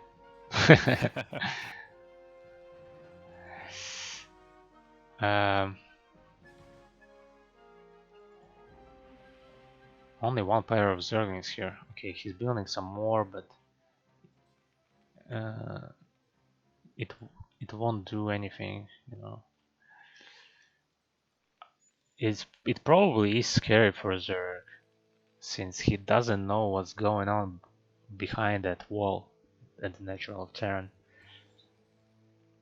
It may even be mech transition, you know. It is a possibility as Yeah. well. Yeah, he really doesn't know. Oh, Zerg sneaks his Spire at the natural just for Terran to be wondering what's gonna be the tech there for Zerg.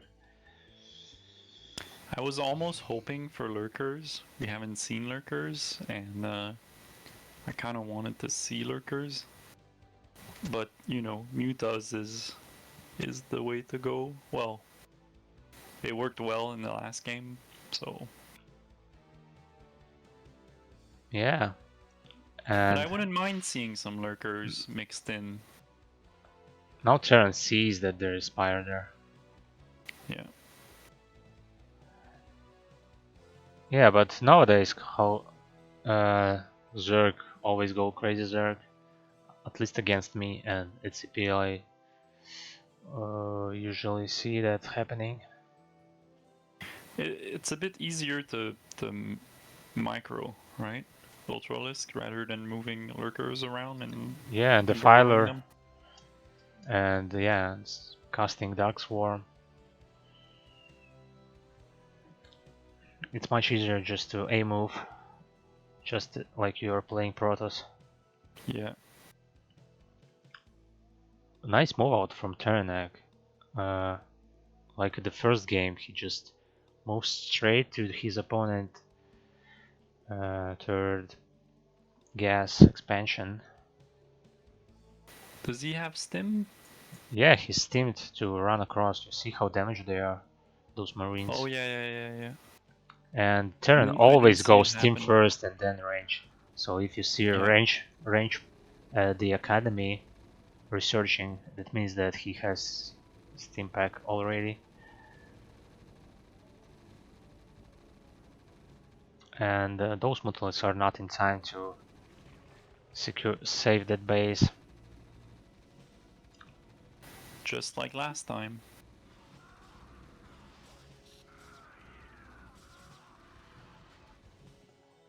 Some micro going out from type 100, more successful than he did in the first game. Yeah. And he's researching Mutalisk attack upgrade. So, and he does have evolution chamber right now. which means that he's gonna Get put armor as some, well. yeah, and make Queen's Nest and proceed to Hive with just his previous game. It actually resembles the first game a lot. Yeah, it does. It does. Yeah, starts the same way. But I feel like the Mutalisk are doing better so far.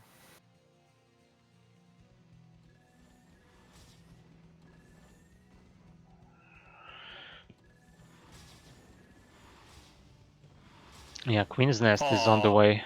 he was a second away from shooting that SCVs before the turret finished. Yeah, but They'll still, get those single missile turrets are not gonna do not gonna anything. do much. Yeah.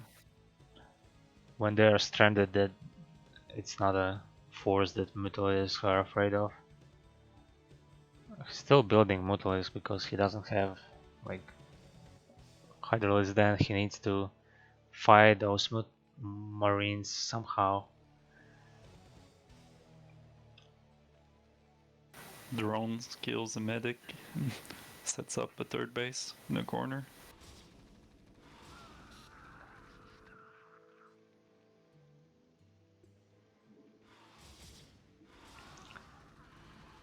Mutalisk attack is gonna kick in soon. At the moment, yeah, it does now. Yeah. And I don't see him producing more Mutalisks, so it's only 11 for now. And Yeah, he there's need to do a lot more of, on the way. yeah, he need to do a lot using those 11 Mutalisks now, because he only have 2 sunken colonies at his front. And Build, armor is about to finish, but it's gonna finish after the marine upgrades. yeah, but it's armor for ground units anyway. Oh, Yeah, see, I'm a casual Protoss player. I just assumed. yeah, but for every race it's ground Yeah, and yeah, that's true. air. That's true.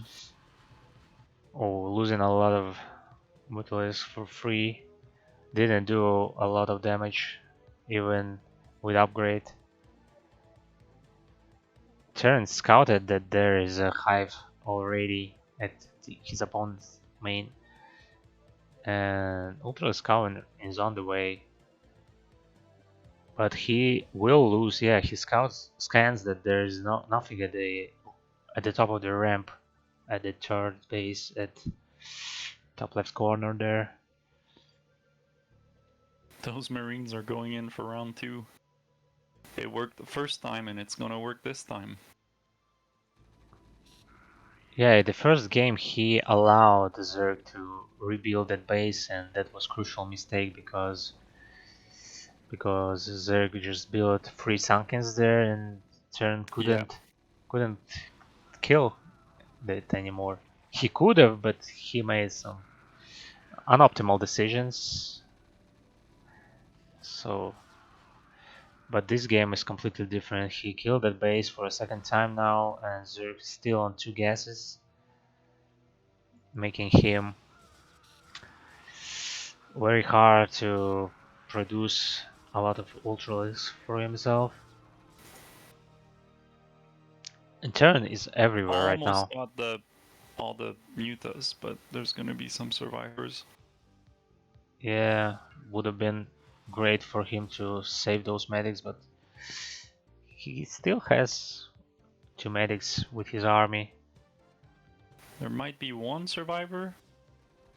That medic just lured him into the science vessel, gets irradiated. But there's a good split from the mutas, so that irradiate won't be doing too much damage. Yeah, Terran, he sees opportunity for him to break this front of Zerg, but Ultralisk is out, and Yeah, that army got cleared out. was a More, good try. yeah, he's moving with very small forces here and there, but need to make some Gets rid stronger of the force. Ultralisk. Yeah, Ultralisk is not upgraded enough to be that strong units that Terran are afraid of.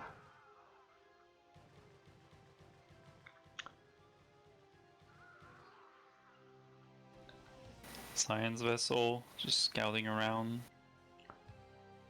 He's keeping that energy, not going for drone irradiates. Probably keeping it for the Ultralisk, right? Because it doesn't have much against them. Oh, and that's not what you're gonna wanna see when you're playing Terran. Oh! Oh! What an unfortunate misclick there. Does that go on the bingo card? I don't think that something like that is at any bingo card because it's so unlikely to happen. Irradiated and defensive matrix ultralis. That's something unusual. If you had the Matrix Ultralisk, put it on your bingo card.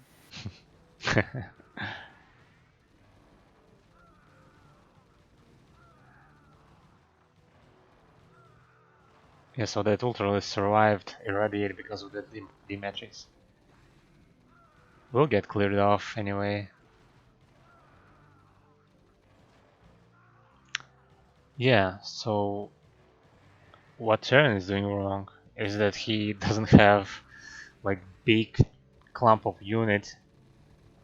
He's just bleeding like 5-6 marines to the Well, also ultras. bleeding Ultras. There's a lot more science vessels this game around. Yeah, and I'm surprised that Zerg doesn't build Scourges. He doesn't have gas to afford Scourges and Ultralisk anyway, but still those, if you let Terran to build up huge amount of science vessels, it won't matter if you have Ultras or not, they will get cleaned out by Irradiate anyway. Yeah. An interesting location for... Oh, nice eraser there. Double, yeah. Double irradiate against the drones. Going to the main, he feels like it's not enough for him to kill drones at the natural. Well, with the double irradiate, might as well use the most of it. Yeah, exactly, why not? And still has energy to irradiate some lurkers on the way. And And what I like you wanted to said, say is that the third gas is established at the bottom left corner for and Zerg. like you said, he didn't have any scourge, so those science vessel can just walk around or fly around however they want. He has some And as I now. say that, yeah, as I say that, they go down. Yeah, as usual. But I feel like Terran doesn't know that there is a base at the corner there. Yeah. So he can easily mine gas there liberally.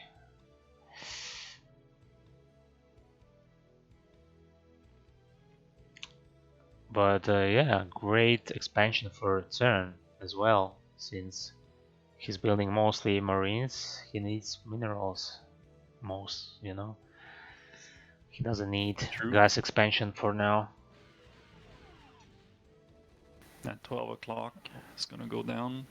Yeah, but in the meanwhile, he lost a lot of science vessels, left with only 2 now.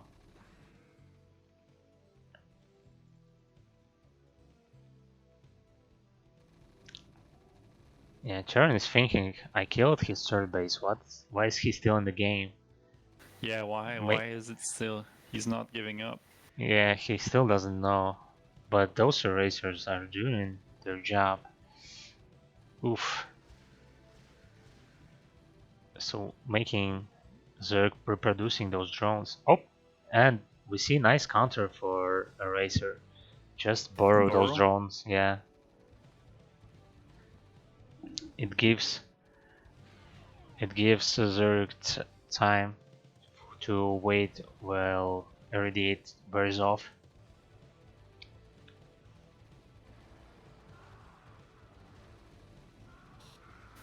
New wave of Ultralisk. But they're not supported by anything. Yeah, ultra doesn't work in these small amounts, and type 100 types GG leaves the game. We're going to go to the final game. Yeah, Turn is doing great. A really beast Turn here. It's like he learned from his mistakes from the first game and completely turned it around this time. Oh, kinda. He did allow Zerg to establish his turret and the corner which he didn't scout. He just didn't expect him to be this, what do you say, tricky, maybe. Yeah. Well, he cleared it 2 times. You can join.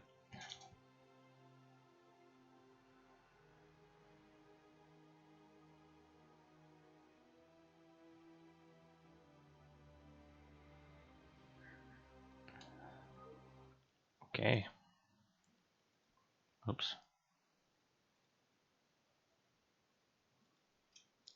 So final game on Eclipse between Type 100 and Taranak. Yeah, it's gonna be last game for today. So let's hope it's gonna be on the good note, positive note, let's say. Previous 2 games were exciting, and we saw, yeah, the style of Taranak is very aggressive at the early game. I like it a lot. He he saw that there's nothing he can do at the natural and just move with bunch of Marines and 2 medics uh, straight to the opponent third and just denies it. Yeah. And nothing there can do because it's all happening before Mutalisks are out. But even if he had Mutalisks, maybe it won't help him much. Or maybe it could delay those Marines medic force. But Well, he did do Mutalist twice, and it does good work at the beginning. Like, it is scary, but eventually Terran always counters it. you mean Mutalisks? Yeah. Yeah. Uh, Sometimes there are great Zergs that micro very well, like you see that they're practicing his Mutalisks micro, you know.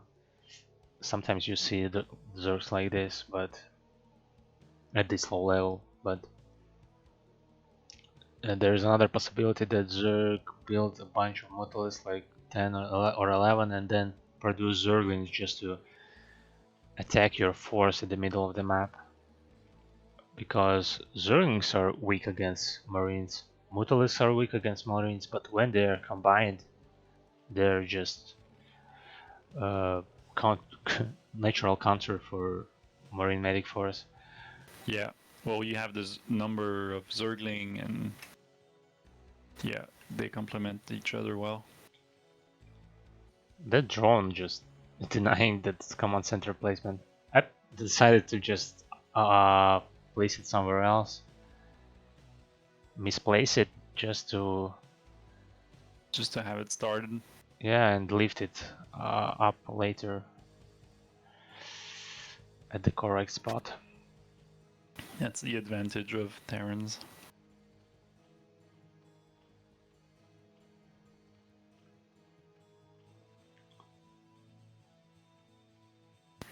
So, you think we're gonna see another standard game here? Of course. Another crazy Zerg? Yeah,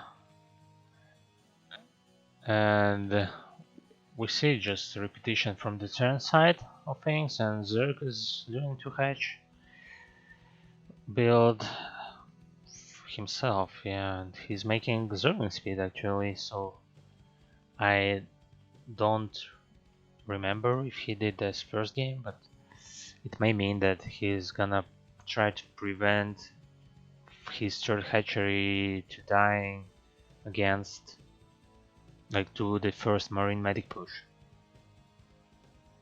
You know, like he usually does. And maybe we may see Zerg expanding at the corner base, like, first. Maybe some deception by placing third hatchery at the 12 o'clock and another hatchery at the corner, just to make use of those two gases there, like at the Polaris Rhapsody. The thing is, they've been playing strong games, both games, and it's been working kind of good for both sides. So there's not really an incentive to change your strategy because whatever the players were doing kind of was working good. But I feel like that's what you should do, is switch around your strategy because it's so standard. If you want to like mix the odds, you'd want to change things around. Yeah, it's more interesting for players even to do some different stuff. But that third base location is like Zerg. Both games struggle to take his third gas. He did manage somehow to do the Polaris Rhapsody game, but he lose it immediately at Polypoid game, and he's gonna lose it this time Again. as well. Yeah. It's almost part of the build order. Yeah. It worked out at first game, yeah.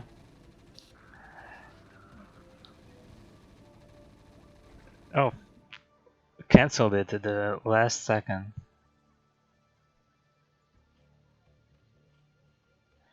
Very interesting. Yeah. See, it is part of the build order. Now he tries to build that hatchery at the 4 o'clock. Maybe it will be better for him that way. That's better he did to build it somewhere at least. Yeah, doesn't lose time making another one. The mutas are ready. Yeah, especially since he doesn't lose that hatchery to those Marines, he did manage to cancel it. So he did regain some resources there. And it seems like Terran is moving straight to that third base of Zerg. Hunting down those Mutalisks, I like it. And yeah, I think it's more about hunting down the Mutalisk than going for the base. And it's the first time we see Mutalisks coming to attack some Terran buildings or units at the natural. Because last two games we just saw those Mutalisks trying to fight Marines at the center of the map and not doing any harassment.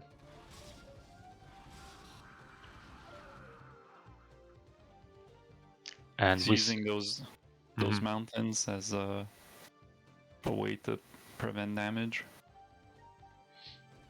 But why doesn't Zerg just fly in Terran's main since there's no tourists there? You know? Yeah, there's one turret at the main, but and a few in the natural. But yeah, there is a big opening he could use. Yeah, and this would have stopped Terran from pushing out since he doesn't have any target that he knows about and he can't afford to lose his main. As obvious as it may sound. All those turrets are taking some shots at the... Those Marinas steaming just to kill this base again. It's like a repeat. It happens three games in a row now. Yeah, but like in the previous game, he does have expansions somewhere else. Yeah. Zerg learn quick. Oh, and he did even managed to defend. Barely. 23 HP left. Yeah. Wow, that must be a good morale boost for type 100. So he needs to build their extractor as soon as possible and be Yeah, preparing for Ultralisk attack. he has to be pretty happy right now. Yeah, but you know, when your hatchery is this low, you're risking to lose it very fast next time when you don't want it to. Like, maybe it's even easier for Zerg just to upgrade it to layer.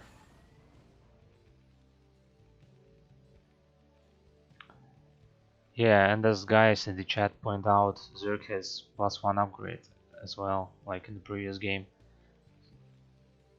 And he's rebuilding Mutalisk just to make that Muta stack as full as possible. And do that damage.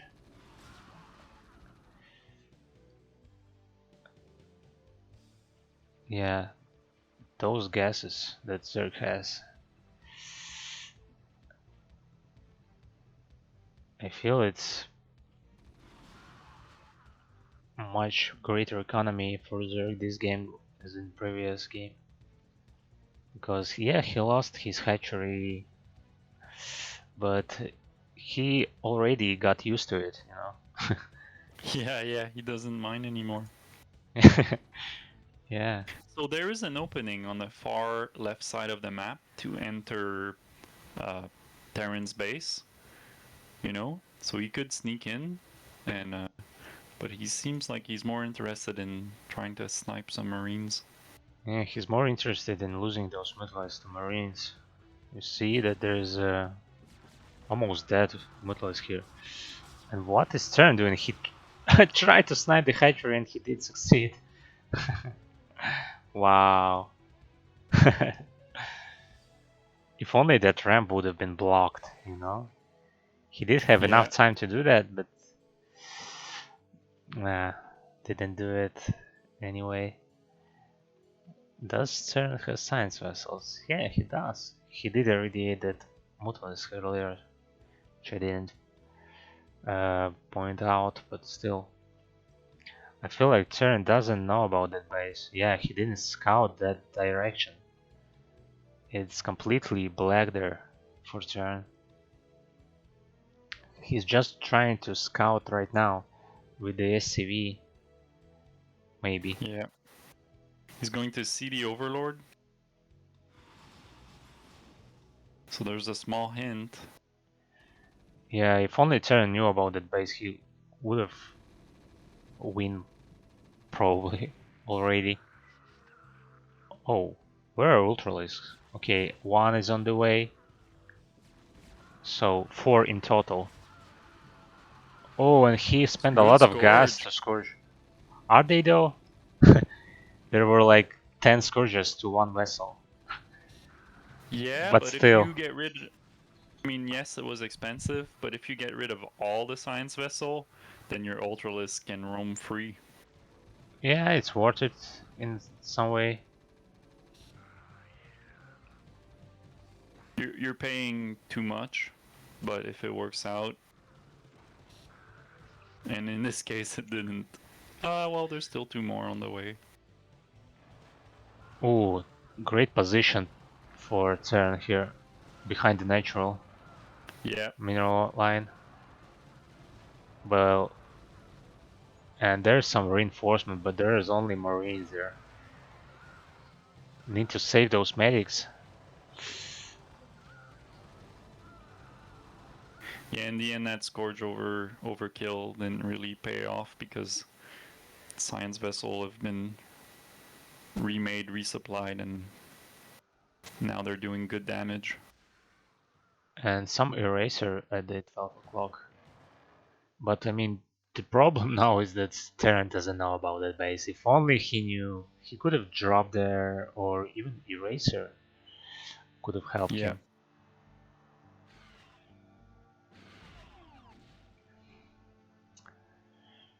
Yeah, that's a huge problem. But at least Turn is trying to expand, building 2 bases at the 9 o'clock. Because Zerk is just trying to stabilize, you know. He lost some units, but now he can build more ultras and then just gather them together, and then it's the force that is very scary. You see, now he's And the bleeding one ultralis after another. One yeah, ultralis is focused down, second, and now there are 3 ultralis, 2.5 ultralis rather. But there are no medics for turn.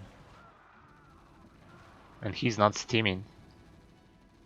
Where are medics? Okay, medics are behind, but he needs to wait them for them. And yeah, economy of turn is gonna kick off soon. Some Zergling backstab will gonna happen. But I mean, turn does yeah. have enough army to defend those Zergling backstabs. You just lift off the command center, and those SCV will lead those Zerglings to their death. He should have try and block the ramp maybe, but it's too late now. Oof. Terran did a great job killing those ultras, but now it seems like he's losing his like ability to macro. And yeah, look at how many medics are there. Yeah. It's a game of how many medics do you need to out heal Ultralisk. Hmm. Yeah, very bad play here for Terran. He just lost all of his SCV at the 9 o'clock base. Every single SCV was killed there by Yeah, 3 that Zerglings. backstab. Yeah, that backstab was really If only effective. he just lifted that command center, and that would have been enough for him to save, because those Assyria would have gone to his army, you know, to Yeah, the the closest command pathing would center. have changed. Yeah. They would have go to the closest command center, and there those Zerglings would have met Terran army. Oh man, Yeah, Zerg is turning this around now. yeah, there's Big nothing attack here at the for natural. Terran, and he will even lose those vessels. And yeah, now he sees that there's a base at the 5 o'clock. It's a bit too late. Yeah, even though Terran expanded. Good borrow. That's gonna save the drones. Uh, if only he knew about that base, this would have been a completely different game. But when Ultras were out, then it was too late for him. Yeah. So it was like 3 times the same strategy that we saw from both. Well, mostly the same strategy, right? But learning every time against the same opponent, almost like a good way to practice. I think the problem was that he didn't see the replay of the second game, and he didn't know even then that there was a ninja expansion. He thought that he won that game, so he Zerg didn't have the third base, you know, but it wasn't the case. And For so players, if do you he have time to watch replays between games? Is that how it works, or no, you got it's usually you don't have time, but it's you one, can two, you three? can if you want to. I mean, why not? Your opponent can wait, but if he won't watch that game, yeah, then he would have anticipated his opponent making an injury expansion, and he would have scouted every other base at the map. So let's change the score. So the final score is for tier 2 is gonna be 3 to 2 for flying SCVs. So congratulations, tier 2 players. Yeah, I don't know how the match went like in other tiers, but yeah, very fun. So Lightsworm and Nagisama showed their class, so I feel like those two belong to tier 1. But anyway, Yeah, okay, They are so very good players. let's wrap it up. So thank you for joining me and thank you everyone for watching. Make sure to check out the CPL Discord, Coach-Pupil League Discord. You can find it on Team Liquid, but most of us hang around the Discord. It's a super friendly league for newer StarCraft players. If you're a beginner, it's the place to be. Yeah, if I can put some link there just in case someone wants to find a link to Discord channel or something. Okay, thank you, Darkhan, for joining me, and see you guys at some other stream. Bye. Bye.